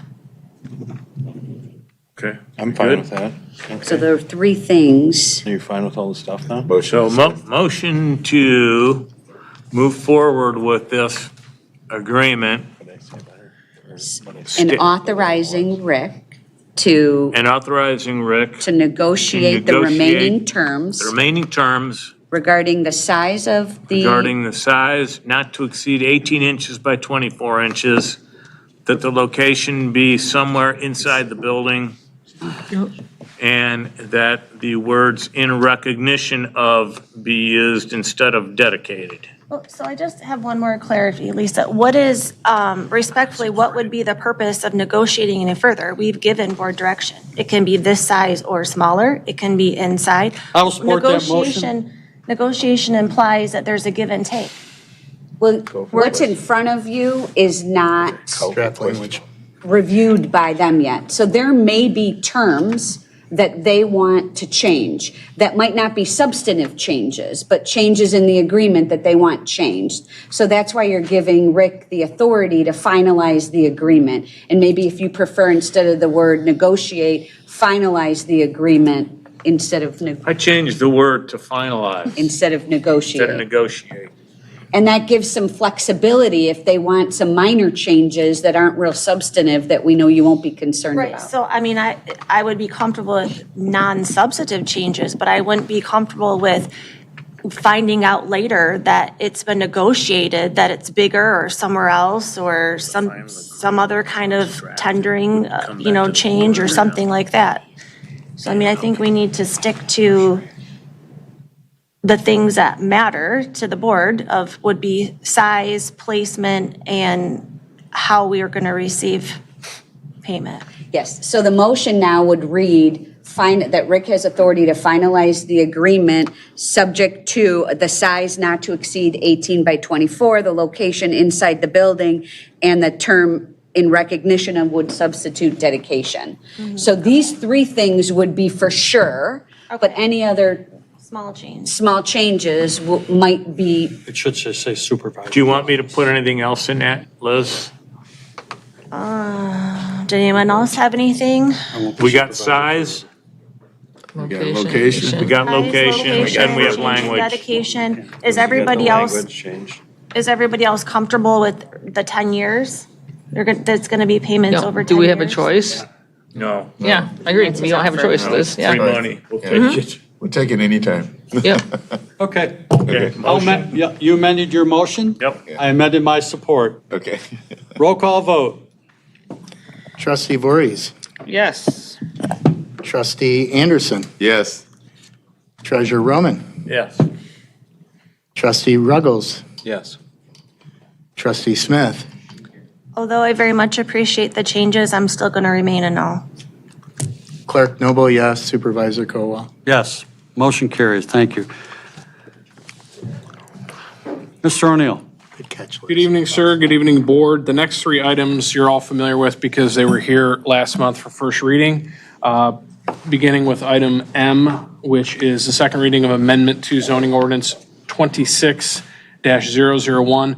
That's largely the batch of housekeeping items, including driveway spacing, some land use changes, reduction in the noise table, some of the ZBA processes and how they deal with non-conforming lots, and then clarification of the setback table for accessory uses. Those were pretty straightforward and are, again, here for your consideration of second reading.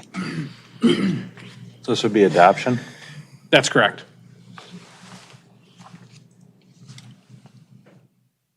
Mr. Roman. Motion to adopt amendment 26-001 to the zoning ordinance.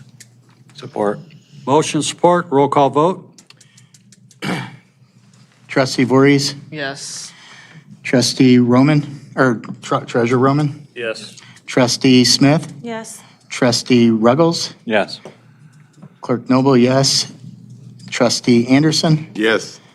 And Supervisor Colwell. Yes.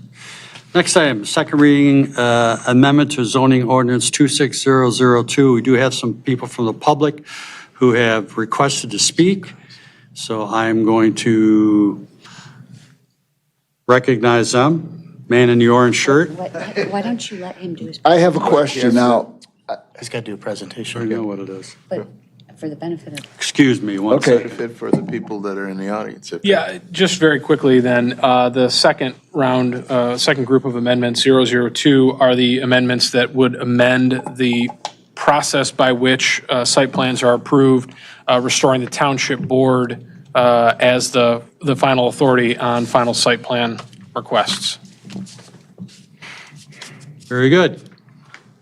Now, can That being said, well, Teresa had to leave. She just got ill. I have her thing. Can I read it for her or not? Am I allowed to read her thing? She Go sent it to me. I'll give her name. Her name is Teresa Johns. Her address, Microphone. I'm sorry, Teresa Johns. Her address is 9105 Steep Hollow Drive. She says, "Good evening, members of the Township Board and fellow residents. I'm here tonight to express my opposition to the proposal that would remove the decision-making authority from the Planning Board and place those responsibilities solely in the hands of the Township Board. The Planning Board exists for a reason. Its members are appointed to carefully review development proposals, zoning issues, and long-term planning with a focus on expertise, public input, and the future of our community. The role is to evaluate projects based on planning principles rather than political considerations. Eliminating or weakening the planning board's authority removes an important layer of oversight. It concentrates more power in one governing body and reduces the checks and balances that help ensure decisions are fair, transparent, and well-informed. Good planning requires thoughtful analysis, public participation, and consistency. Residents deserve to know that land use decisions are being reviewed by the board dedicated to that purpose, not simply decided by a single governing body. The proposal also risks discouraging public confidence when authority is consolidated. People may question whether decisions are being made objectively or whether all viewpoints are properly considered. Maintaining an independent planning board helps build trust in the process. I urge the board to preserve the planning board's meaningful role in shaping our community, and instead of reducing its authority, we should strengthen collaboration between the township board and the planning so that decisions benefit from both policy leadership and planning expertise. The future of our township deserves careful, balanced, and transparent decision-making. I respectfully ask you to reject this proposal and maintain the planning board's authority as an essential part of our local government. Thank you for your time and consideration." That was hers. Pete Pincinato, 8771 Townsend Drive, White Lake. I am here tonight to respectfully ask that you do not approve the zoning ordinance amendment 26002, which would give final site approval authority to the Township Board. At the June 2026 Township Board meeting, this amendment appeared on the agenda for the first reading. My understanding is that the Planning Commission reviewed this issue and voted to recommend that the Township Board deny the amendment. That recommendation carried by a roll call vote of 6 yes. I believe that recommendation deserves serious weight and respect. One of my biggest concerns is that this change appears to be driven by one specific project or one specific developer. During the June board meeting, I heard several board members mention that one project was driving this amendment, and I also stood the Planning Commission minutes to reflect that concern. In my opinion, zoning rules should not be changed because one applicant disagrees with the outcome of the current process. The Planning Commission was given site plan approval and denial authority years ago for a reason. It provides a more focused, planning-based review process. If that authority is shifted to Township Board, I'm concerned it could make the process more political and create the appearance that campaign contributions, relationships, or public pressure could influence site plan decisions. I understand that under Michigan ethics law, campaign contributions may not automatically create a legal conflict. But even if something is technically allowed, the township should also consider public trust and an appearance of fairness. Residents need to know that the development decisions are being made based on the ordinance, the facts, and the best interests of the township, not because a disappointed applicant wants a different decision maker. I also noticed that during the same board meeting, there was a decision about naming rights and concerns about possible political influence. I think the same principle applies here. If the board is concerned about political influence in one area, it should be equally cautious about creating a zoning approval process that could be viewed the same way. If the real issue is that the applicant does not have a clear path to appeal a planning commission denial, then I would support looking at a fair and limited appeal process within the existing ordinances. But that is very different from transferring that site plan approval authority to the township board. The solution should be targeted to the problem, not a board change that could weaken the integrity of the planning process. For this reason, I respectfully ask the board to follow the planning commission's recommendation and deny zoning ordinance amendment 2602. Please keep site plan approval with the planning commission, preserve public confidence in the process, and avoid changing the ordinance of what appears to be one project or one developer. Thank you for your time and consideration. Thank you. Thank you.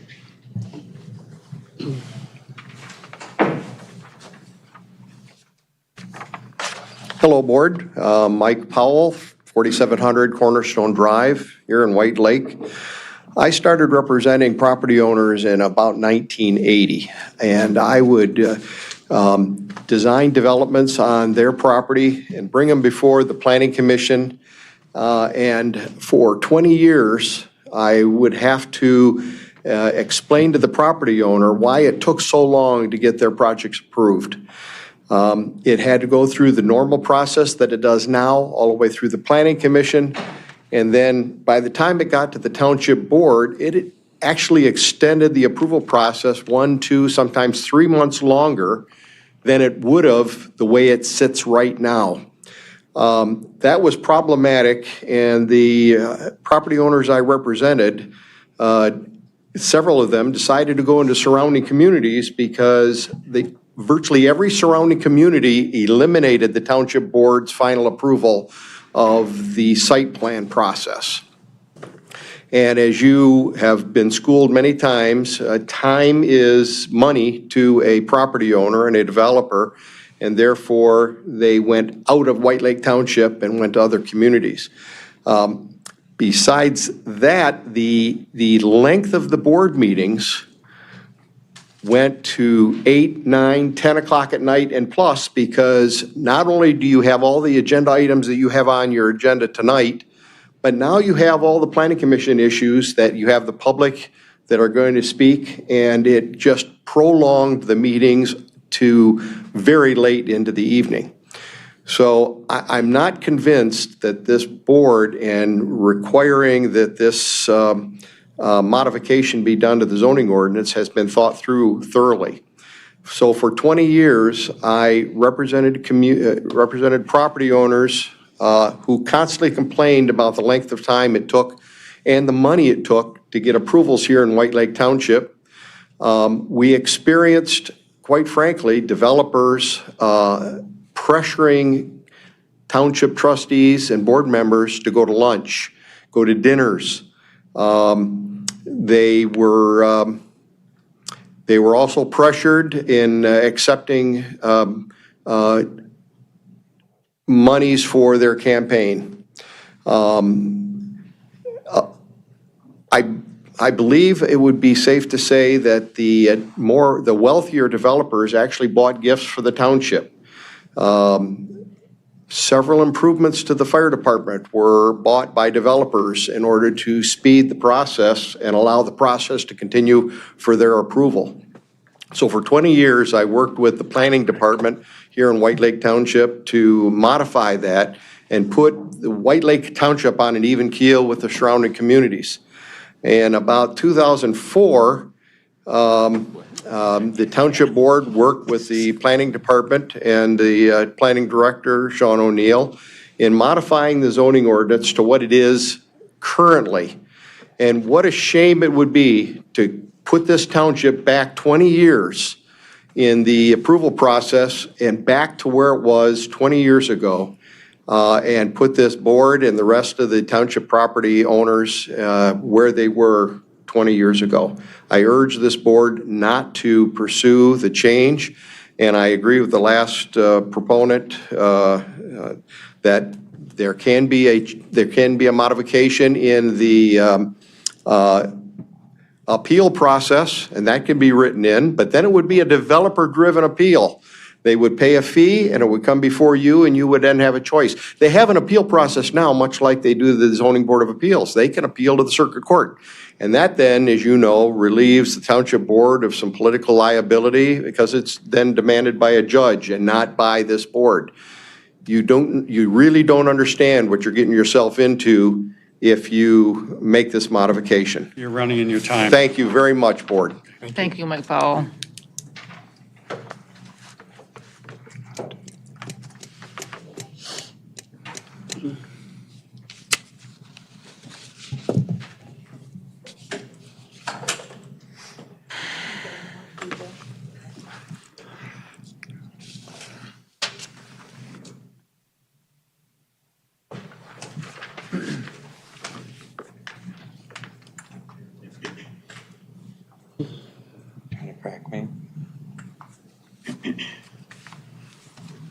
Mary Early, 5925 Pine Ridge Court. I am glad not to be the sole speaker on this issue for a change. I'm honored to be the de facto representative for most of the other White Lake public, those 30,000 people who couldn't be here tonight. So what I said last month was already in your minutes, so you know what I've said. The Planning Commission members recuse themselves if there's even a hint of anything that would affect their impartiality or would be an impropriety in their deliberations. You have presented no cogent, valid reason for change of the current procedure regarding site plan approval. I ask you to deny the second reading of zoning ordinance 26002. Thank you. Thank you. Thank you. Anyone else at this time before I close public comment? Okay, seeing none. I understand that to some folks this is very important, others it's important in the other means. But I have a couple questions that I would like to ask some of my fellow board members. In particular, Mr. Ruggles, you may not answer. Mr. Anderson, you may not answer. And keep your hands where I can see them, okay? Because I don't want them on your phone texting answers, okay? Texting answers, that the only reason why I had. I'm watching you right now, mister. I'm watching you. I don't text during meetings. I'm not the one that does that, Mike. I'm watching it. Well, I mean, Rick. that wouldn't be me. Yeah, Rick. That was business. I got us a plow. Okay. Excuse me, what are you asking that I'm texting? I'm not, just relax. No, you made the I was impression. teasing you. Oh, okay, For fine, goodness sake. apologize. then. Okay. Don't apologize for a tease. Okay. I have a question to my fellow board members. How many zoning districts are there in White Lake? Do not answer. Do not answer. The panel of experts here that are going to be making decisions. How many zoning districts? A lot. Simple question. Learned it first day on the job when I got on the PC. Rick, how much money is in the fire fund right now? Good for you, Mike. Rick, What how is many the point of registered this? voters I are think there? we're here How many to- registered voters are there? That's we're not not. here No, I'm to- asking, how many registered voters? You're asking board questions. Call to order, please. Well, I mean, just ask This is Call to order. inappropriate. Call to order. Saying it louder doesn't make it more appropriate. 23 districts.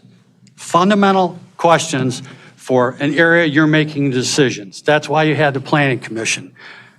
What's the maximum property coverage on an RM1, our most common lot here? What's the maximum property coverage? Does anybody here know?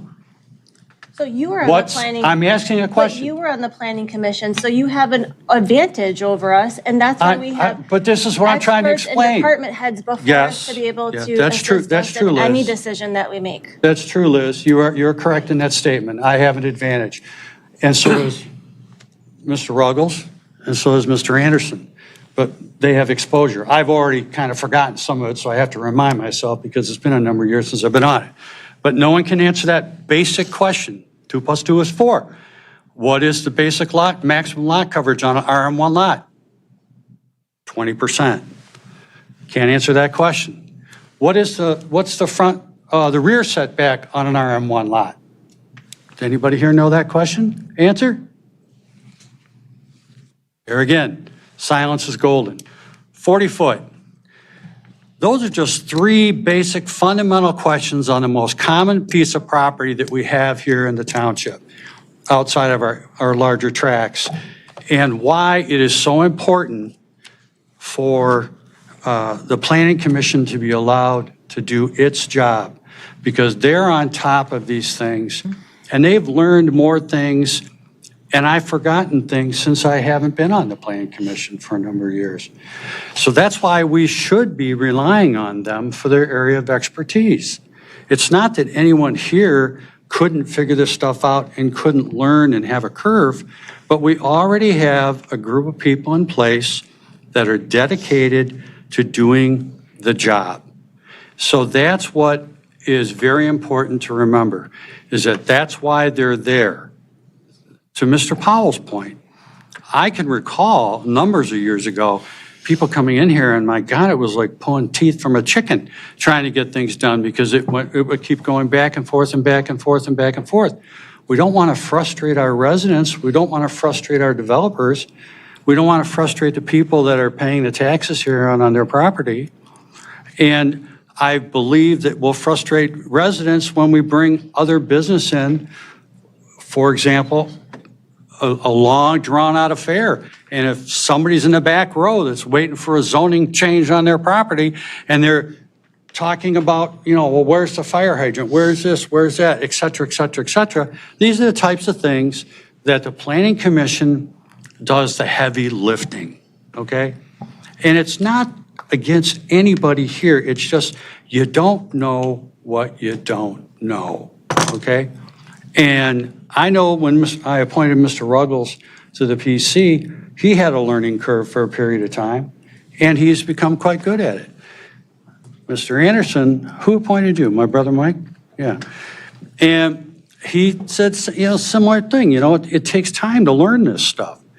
So does this board want to jeopardize potential people coming in now or even in the future with a learning curve? I don't think that's fair to the public. And I'm just asking you to reconsider it. And it's something that I think that should be given attention to. And I think if it is changed, it's a disservice to the public and to anyone that wants to come into our community. That's it. So my comment would be, when I was a planning commissioner, we would, Sean's department and everything else would provide information and recommendations. And some of the things that you were talking about, the setbacks, were right there. So anyone could read that information and interpret it and ask questions to Sean and his support. So it's not a situation that, yes, it's going to be a learning curve, but that information is there just as when we have a packet on the agenda and everything else. We read that information and we still ask questions to go ahead and clarify it. So I don't think that this board would be, we're educated enough to be able to read and be able to make an interpretation. That's all I said. There was a learning curve for me. Mr. Ruggles? I'll say that. It took me a little while to get comfortable with Planning Commission, but maybe that was my own personal experience. But having been on there for so many years now, when somebody new comes aboard, it obviously takes them some time to get up to speed. And that's probably true for anybody that would be appointed to Planning Commission. And it's just sad that one developer has so much influence over some of our board members that have taken contributions from him. I've checked it out. I'm not going to name names, but that person should not have that much influence on us. I'd be insulted if I was a planning commission. I've had people approach me from them and said, you don't trust us and our recommendations? That's how I look at it. Don't take us back 20 years, you guys.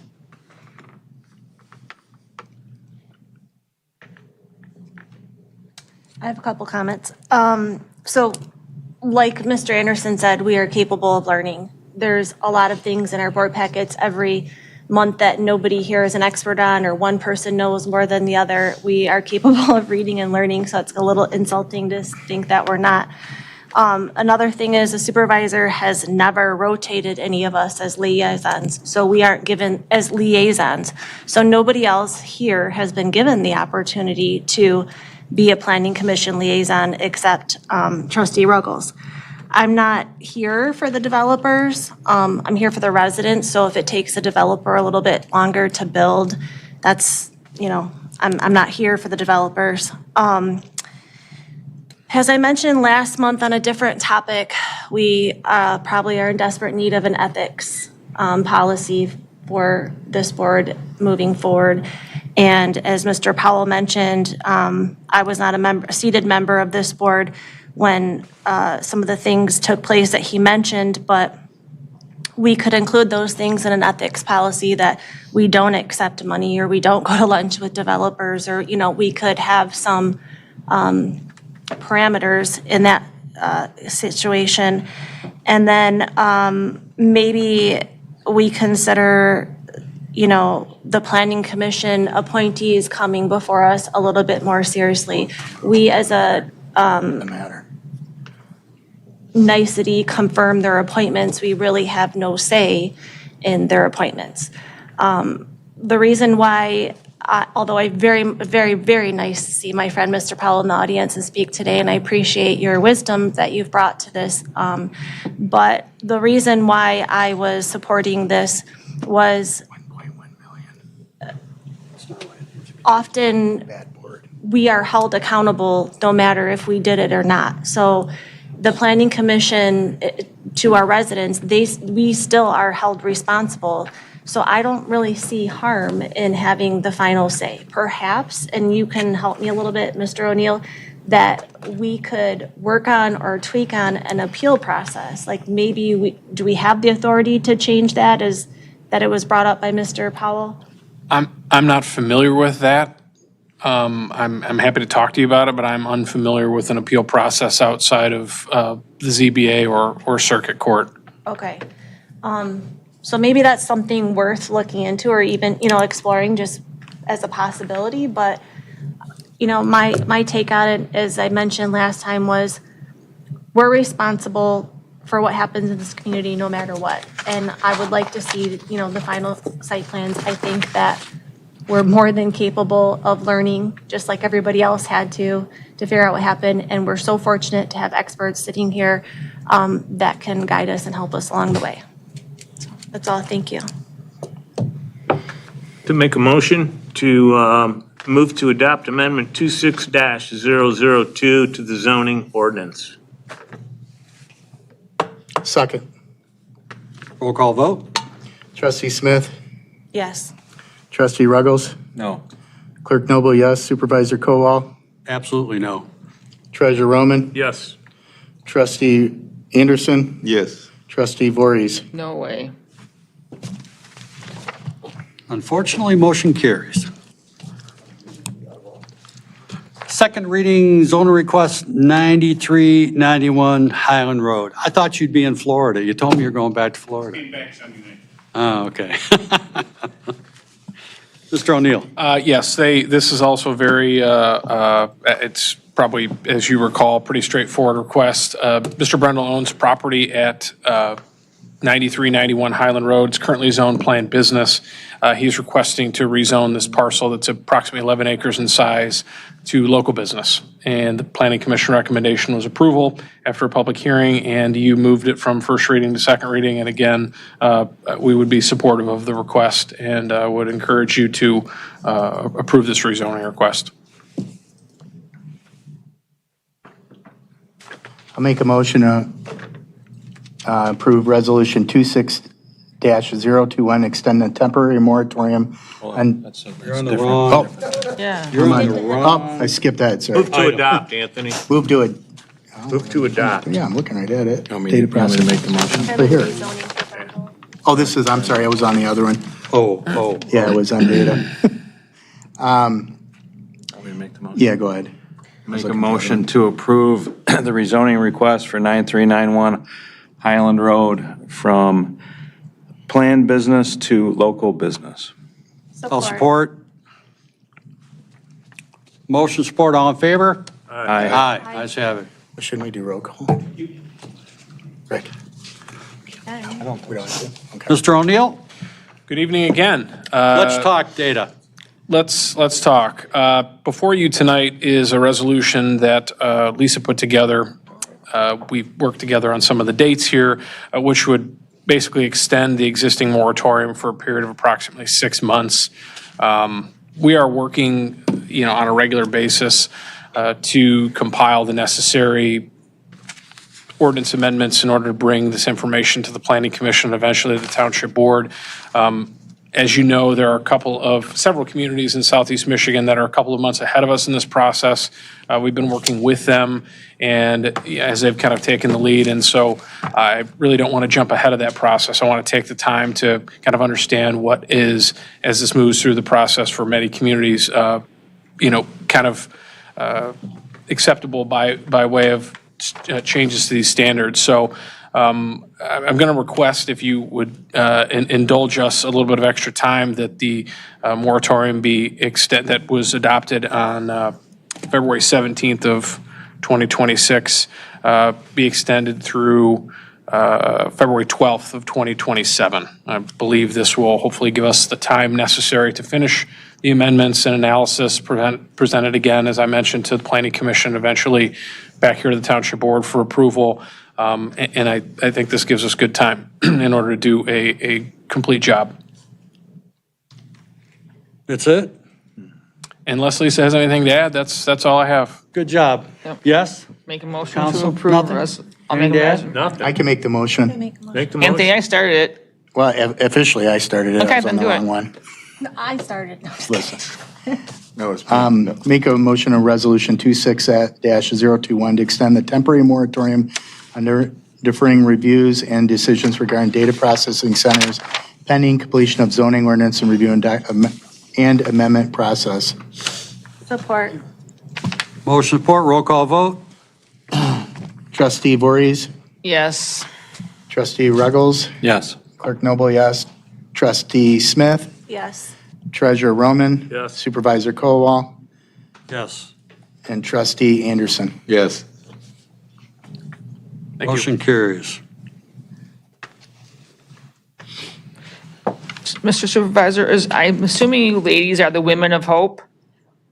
Is there any way we can move them up before? That was, they just. Uh, Nobody asked for adjustment. I don't see why not. No one is an objection? Yeah. Mr. Ruggles? No. No objection. We'll move the Women of Hope up. I'm sorry. Good idea. Allison. That's all right. You can just take a seat in the front row there. And we have a charitable gaming license, item R, for the Women of Hope. And just tell us a little briefly about your organization and what you're going to do. Well, You have to come to the podium. sorry. Please state your name and address. My name is Karan Recker. I am the founder and president for Women of Hope, nonprofit organization, 501c3. We have three main focuses under our program, under our company, supporting women with breast cancer. So we have different programs, different leads for that. The goal is to supplement income and also help them with some of the paperwork or decisions that they have to make when they first find out they have breast cancer. The second program is a domestic relief program to help women and their children get to safe environments. And then the third program is mentoring young girls, and it's in the southeastern Michigan area. We want to launch some different events for fundraisers, because right now we don't have grants yet. So we are self-funding. So we're gonna do raffles. We have a bowling event where we have like raffle baskets, things like that. We're also looking to do bingo, and we're trying to get qualified now so we can do some of the Michigan gaming millionaire parties. So it's the poker events and bingo. So this is to be recognized by the local government, because I live in White Lake. I am at 7643 Miss Wood Drive. And that's right now where I am doing most of in my office at home. So we need the township to recognize us as a nonprofit, part of our process with the Michigan Gaming License Committee. Well, you already have filed your 501c3? We already have it, yes. Okay, so you've been recognized by the Yes. state as a nonprofit? Yes. Where are you going to hold the event? Right now we have a few scheduled in Wayne County. Okay. That's where we've been doing most of our events, but we're doing between Wayne, Macomb, and Oakland. Okay, so nothing in this local area here? As of right now, not yet. Kind of surprised that they would require a gaming license from us And they're not having But it's not happening in our It's, community. I asked that question. It's because that's where my address is at. Perhaps this is your It's- office. Yeah, All it's right. just Correct. where the business is at. It's just the peculiarities of how Laura works. I said the same thing. Yeah. Because I thought I had to go to Wayne County, like, okay, it's in, and they was like, no, it's where you are at. Questions or comments from the board? I am sitting here writing a check. That's how much I believe in your campaign funds. A small amount. Don't Here's do a that, check. you're gonna make me cry. I just had a long day. I have information too I can share. I'm sorry, I'm being rude, but I'm doing it right here in front of everybody. Couple of zeros to it. And no one needs to, and no one needs to know, because that's one of my I've said, when we got a raise, I was gonna give to funds that I thought were worthy of my money, small or big. I have my checkbook with me, so I'm gonna come over, hug you, and give it to you. Okay. Resolution 26-020. I move to approve. Okay, support. Support from Mr. Roman. Roll call vote. Supervisor Kowal, Yes. Clerk Noble, yes. Treasurer Roman, Yes. Trustee Voorhees. Trustee Anderson. Yes. Trustee Smith. Yes. Trustee Ruggles. Yes. Will you please do me and the township a favor? Yes. Will you please, when you have time, will you contact my office, the supervisor's office, and speak with Kelly? Okay. And tell her that we need to have a cup of coffee. Please, absolutely. I'm serious. I got it right. All right? Okay. Kelly. Okay. I'll contact her tomorrow. All right. I thought so this way. Thank you. Okay, you're all set. Thank you. Thank All you. right. Thanks, ladies. Thank you. Thanks for your work. I hope you plan thank some you. events in White Lake. I would love to. Yeah. Thank you so much. Oh, thank you. Bring more stuff. Thank you. Thanks. Thank you. Going back up. You can hit the guy up in the back on the red. He's Back got up. some donation money. Thank you. Item Q, Resolution 26-023, declaring surplus property and agree to list. Mr. Roman? He's in the restroom. Yeah. Okay. Mr. Noble, you have anything you want to say? In the last few days, with direction of the board, we were given the task of speaking with some real estate developers, commercial real estate brokers. And Sean said on those meetings, and we spoke with Farbman, Landmark, and Insight. And they were all great companies, and just kind of waiting for Mike to get back. Each had a different spin on what they could list the property for, but pretty much in the same ballpark. Currently, we have Farbman, who's listing commercial property next to Lowe's. The market, they've marketed the heck out of it. I bet you I've got over 60 listings from Jake Wiseman, who's a new associate with that firm, from every retail you can possibly think that we would need. Actually, Trader Joe's. There was they looked at Meijer at one point for a mini Meijer, Target, and the way that property is shaped, it just didn't pan out, but they're continuing to do such. Talked to Landmark, they had another take on some good ideas, what they could do with the property that would complement the township and the residents as well. I'll let Treasurer Roman go on from there, and same with Insight. No, I thought all three companies that we interviewed were very capable. And so we did get a referral from Steve Stockton that I value. And from my understanding, Commerce Township has had some good success with Mr. Thomas from, was it Insight? Insight. And so He's very familiar with our And area. I got to make a real quick point. Sure. We did talk about it, and like with Farbman, we discussed that. They've got a listing right now, so I believe it's a direction of, and it's up to the board, that we give another real estate broker the opportunity to list this property, I think, up to 6 months, and that'll be in further discussion. So they're great, all great firms. Wouldn't you think, say so, Mr. O'Neill? I would. I was happy to be able to participate and was impressed with the knowledge and the ideas that all three brought. So So I don't think we can go wrong, and we've got other properties, and there'll be discussion about listing those down the road that we're not quite right there. Yeah, correct. What was the firm that you liked the most? I felt the most comfortable, and after I did some digging, I felt the most comfortable, the Insight, which is Randy Thomas. What was the name Very again? familiar with the Commerce Township market and does a lot of work in this area, the Lakes area. He knows the market, he knows the people, he knows, gosh, through the conversations that we had with these folks, these guys are all kind of interconnected, okay? But some of them have people that are, specific clients that they deal with that they may be able to bring to the table. And some of the questions remain is that we want to sit down and establish, start this relationship to really get a good market analysis and what their direction that they think the best use for, as to how this property here is the property that we're talking about is going to ultimately turn into something else. So it's really a continuing exploring process and learning and getting more information, of which, we'll be bringing back to the board on a regular basis. But nonetheless, it's the first steps to get it launched off the ground.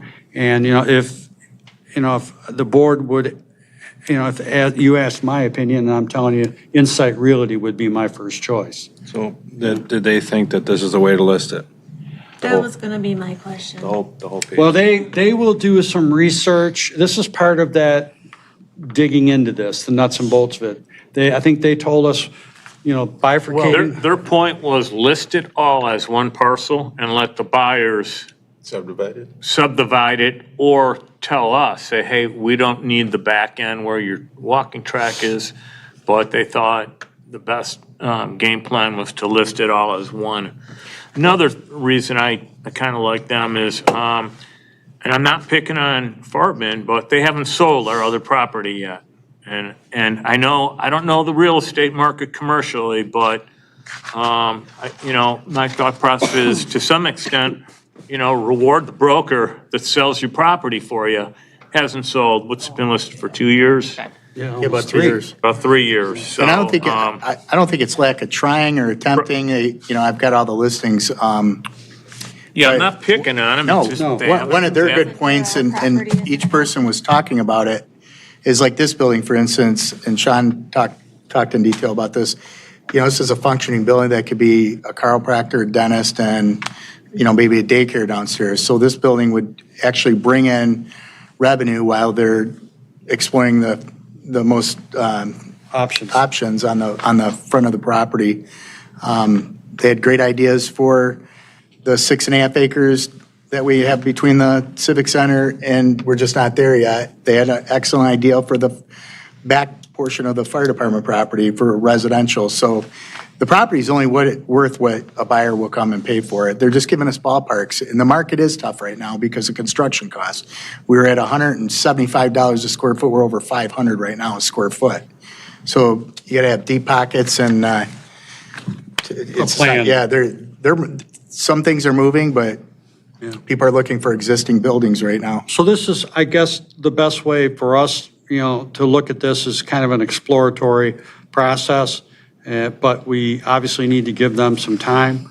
And I just think it would be in our best interest to try to use somebody that's in our, frankly, in our backyard. And we got a 5-star referral from Steve Stockton, who has actually been a very good producing agent for us, for the township on our residential parcels. And as a matter of fact, conversations that we had with Mr. Stockton, because we thought we'd see what his take was, and he said that he wouldn't take it that he'd be doing a disservice on this particular market of property, and that he felt the best person for the project would be Insight Realty.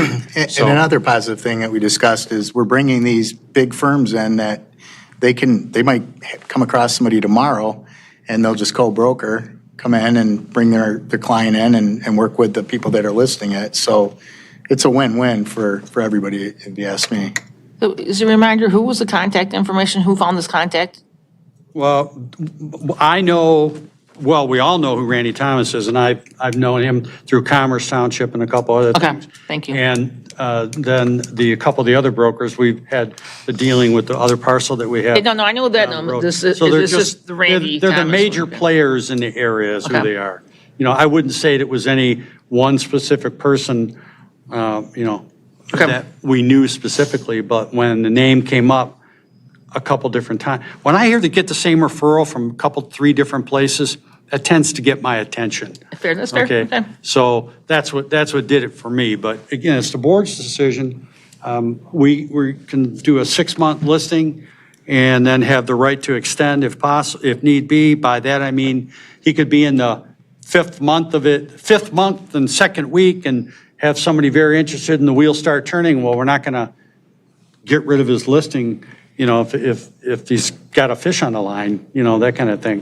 And I think the idea of adding to that, because of the timing, as far as it's warm, we don't want to go ahead and try to be making a decision on this when in fall season or in the winter, and we'd lose that opportunity as far as exposure, because nobody wants to do anything in the winter months. So it gives them an opportunity to look around, see what's going on. And of course, we're in the driver's seat here because we can, say, look, we have to have the property to such and such a date because we're going to be moving into our new facility, et cetera, et cetera. So, and those things are as all 3 of the groups that we spoke with said, that it was all negotiable and, to work obviously to our advantage because, we're the current, occupant. So I would, like the board to entertain, if I could make a motion. Make the motion. Okay. I have a question. Yes.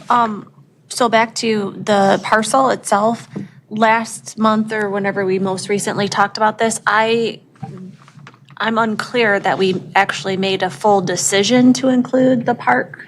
I thought we were kind of up in the air about that. So did the realtor make that decision? Did the 3 in-house? How did that come about?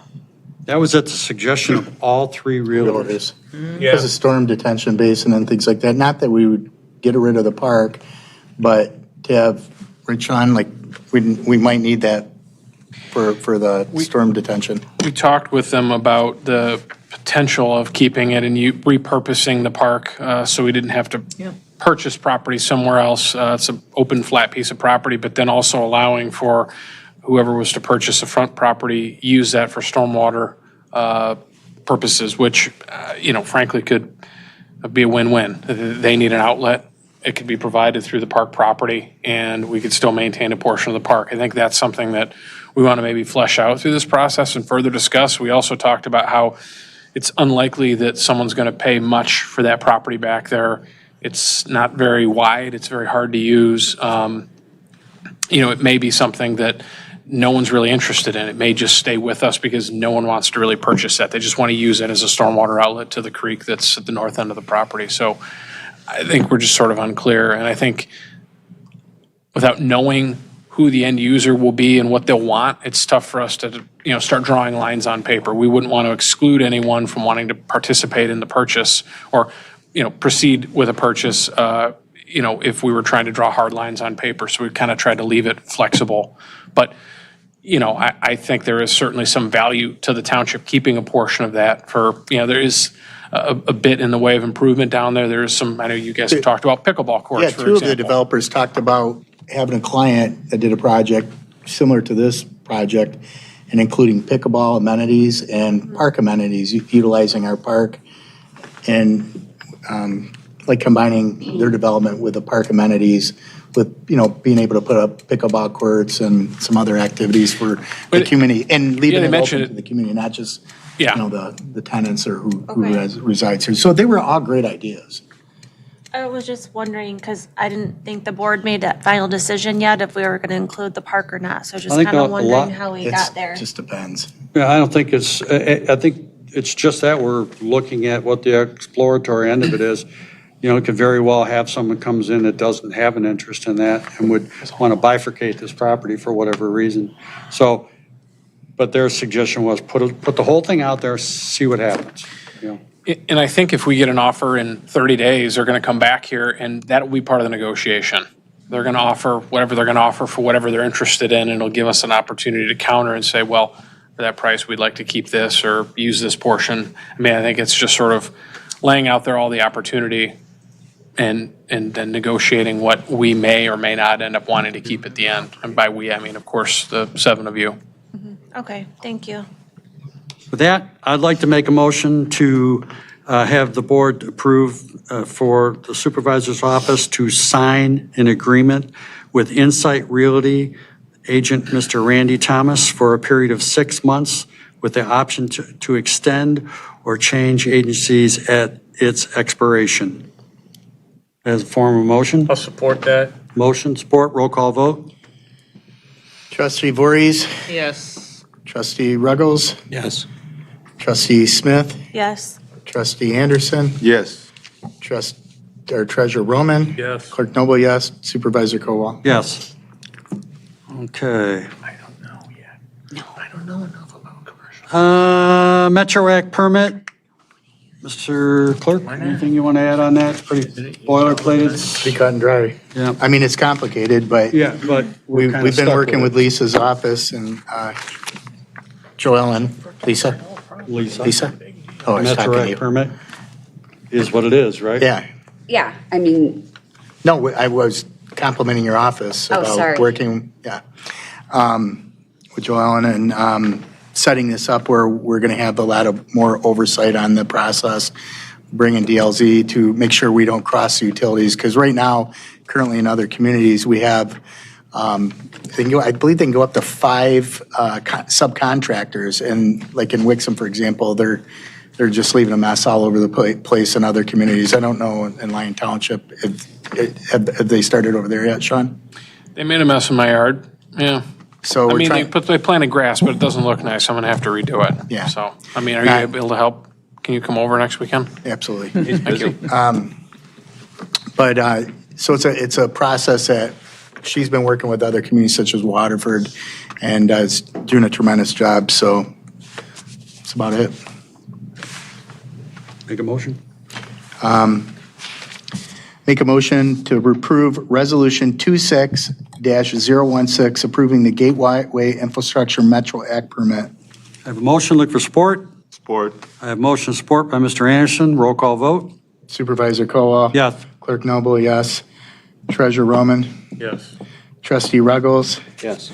Trustee Smith. Yes. Trustee Voorhees. Yes. Trustee Anderson. Yes. Very good. Mr. Roman? 10T, OPEB contributions.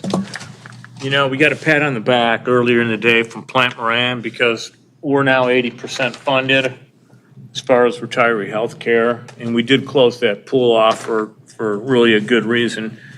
And of course, that's because healthcare costs are out of control. As Plant Moran stated, that 80% figure is a snapshot in time. Okay, and just when you think you're making some good headway, you find out that your healthcare rates are going up 22% next year. Okay? I am outraged. Blue Cross Blue Shield, my God, how can you do this? 22% is outrageous. You know, and to all the officials out there, all the electeds, the Fed, the state, you guys have totally failed on fixing healthcare in this country. It is a disaster. Our own insurance agent told me our insurance rates are insane. Okay? So what do? You go out to other markets. Well, guess what? No one wants to insure us right now is what we're hearing because we had some claims on our end. It is so broken. I am so frustrated with it. Right now, with our new rates that just took effect, our annual PPO program through Blue Cross, the cost to insure one family is over $30,000 a year. Just an outrage. It's a funny thing, we can send a man to the moon, but this country cannot fix healthcare. What a shame. So with that, we need to keep making these contributions. I'm asking the board to approve the $655,000 split between the 5 funds as listed. Elaine actually helped us with these numbers, so I guess I will put that in the form of a motion, and sorry to vent on everybody, but. I'll second that. Motion, support for contribution of 2026 OPEB. Roll call vote. Trustee Voorhees.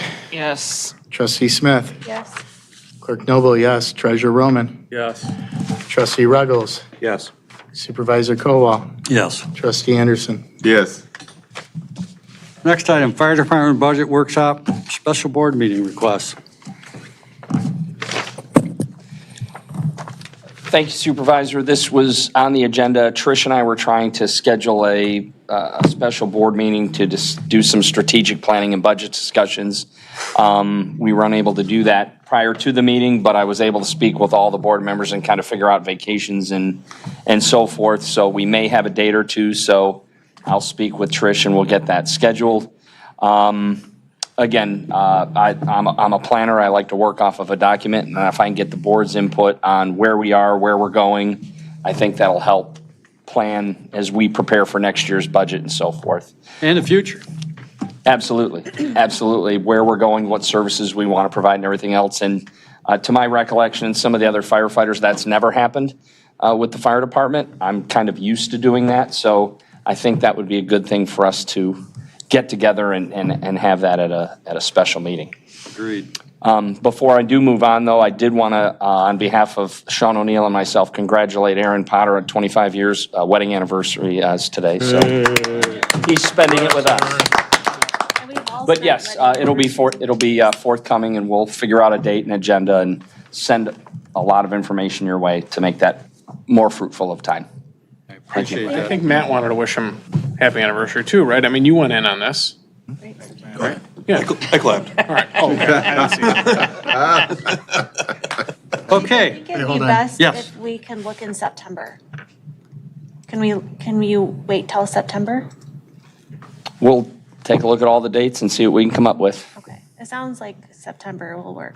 I've got, actually, everybody but one can meet in August, but like I said, I'll bounce that one date off Trish, and if that doesn't work, then we'll push it into September. Chief, I will be honest with you, looking back, my appointment that we talked about earlier is at 3:45. I'm coming from West Bloomfield? No, I'm sorry, Bloomfield Hills. So that may not work for me. Okay. Because of the traffic, and I'm not sure how long that appointment will take. All right. Thank you. Being honest. Nope. Well, I'll make myself available. I'd like to meet. I'd like Yeah, to we get need to together. meet. I know, I agree, but Are health you comes still first, planning, sorry. are you still planning to pursue a millage for this calendar year? The only way to make that happen is if we have a meeting before August 11th. If the board did choose to take a millage to the voters, it is due to Oakland County by August 11th. So with that being said, the 4th was the only date between now and then that, Yeah, we have election day that day. Kind of important. Yeah. again, right? We So, I'm just saying the parking lot will be yeah, it'll be full. So that was, with all vacations and everything else, it's, absentee counting board. yeah, we're running. And we have an absentee counting board that's in here too, so. You what? I know, that's the point I'm making. Right.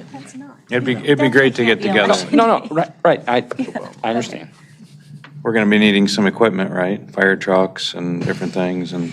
Yes, I guess I can get into a little bit. No, I'm just, you don't have to. We do. We need to, we've spun up an apparatus committee because our engines, we have to plan ahead to get those ordered. That takes multiple years to do that, and that's just one of the things. There's the price, I discussed this with Treasurer Roman, the price of fire trucks has skyrocketed in the last few years. And unfortunately, an engine, baseline entry, low-level engines that get the job done that we bought in Springfield for $500,000 8 years ago are now $1 million. Yeah, it's going to take some big planning on our part to just do trucks. Strategic planning. Absolutely right. Okay, thank you. Trustee comments. Trustee Ruggles. Thank you. So had an opportunity to golf in the police foundation outing, had a great time. it was the chief's first one in charge, so great job, Matt. Yeah, yeah, had a great time. That's it. Okay. Trustee Smith. Okay, thank you, Mr. Supervisor. I just want to mention that there is a library millage renewal on the August ballot. There is a frequently asked questions blurb in the newsletter, which is also available online for anyone to read, along with the ballot language listed, and I encourage all of you to become educated voters. I want to just mention a little bit about some of my observations at Stanley Park that I had a chance to talk to Mr. O'Neill about. It was in our consent agenda. I chose not to pull it out because he did include everything that him and I discussed. But I want to just talk about a little bit in my trustee comments. I had asked Mr. O'Neill to consider giving us more options for the play structure and possibly giving us presenting us with an option that we could go above and beyond the grant that Kroger's has so kindly donated. This is an opportunity here for us to improve the park, and we don't offer like a really cool playground in White Lake Township. You have to go to Commerce Township or neighboring communities in Waterford to go to somewhere that's, really fun for the kids and different, or gated in that it's safe or is clean and has rubberized mats. We don't have anything like that in White Lake Township to offer our residents and kiddos. So this is important to me, and I hope that the board will explore some more options and take it seriously and jump on the opportunity to maybe match that grant or expand the play area more than what we're able to do with Kroger's generous donation. So Mr. O'Neill is kind enough to include almost all of that in his community development report, but I just wanted to mention it to my board members to think about. And then there was one safety concern that I had that I know is being addressed, so thank you, Mr. O'Neill, I appreciate that. That's all.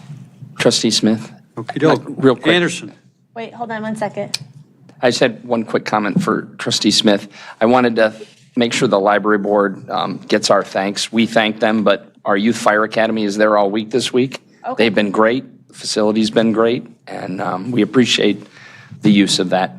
Awesome, I'm so glad to hear that. That was the vision, to have that room being used by the community. So thank you for mentioning that. I appreciate it. I'll pass it along.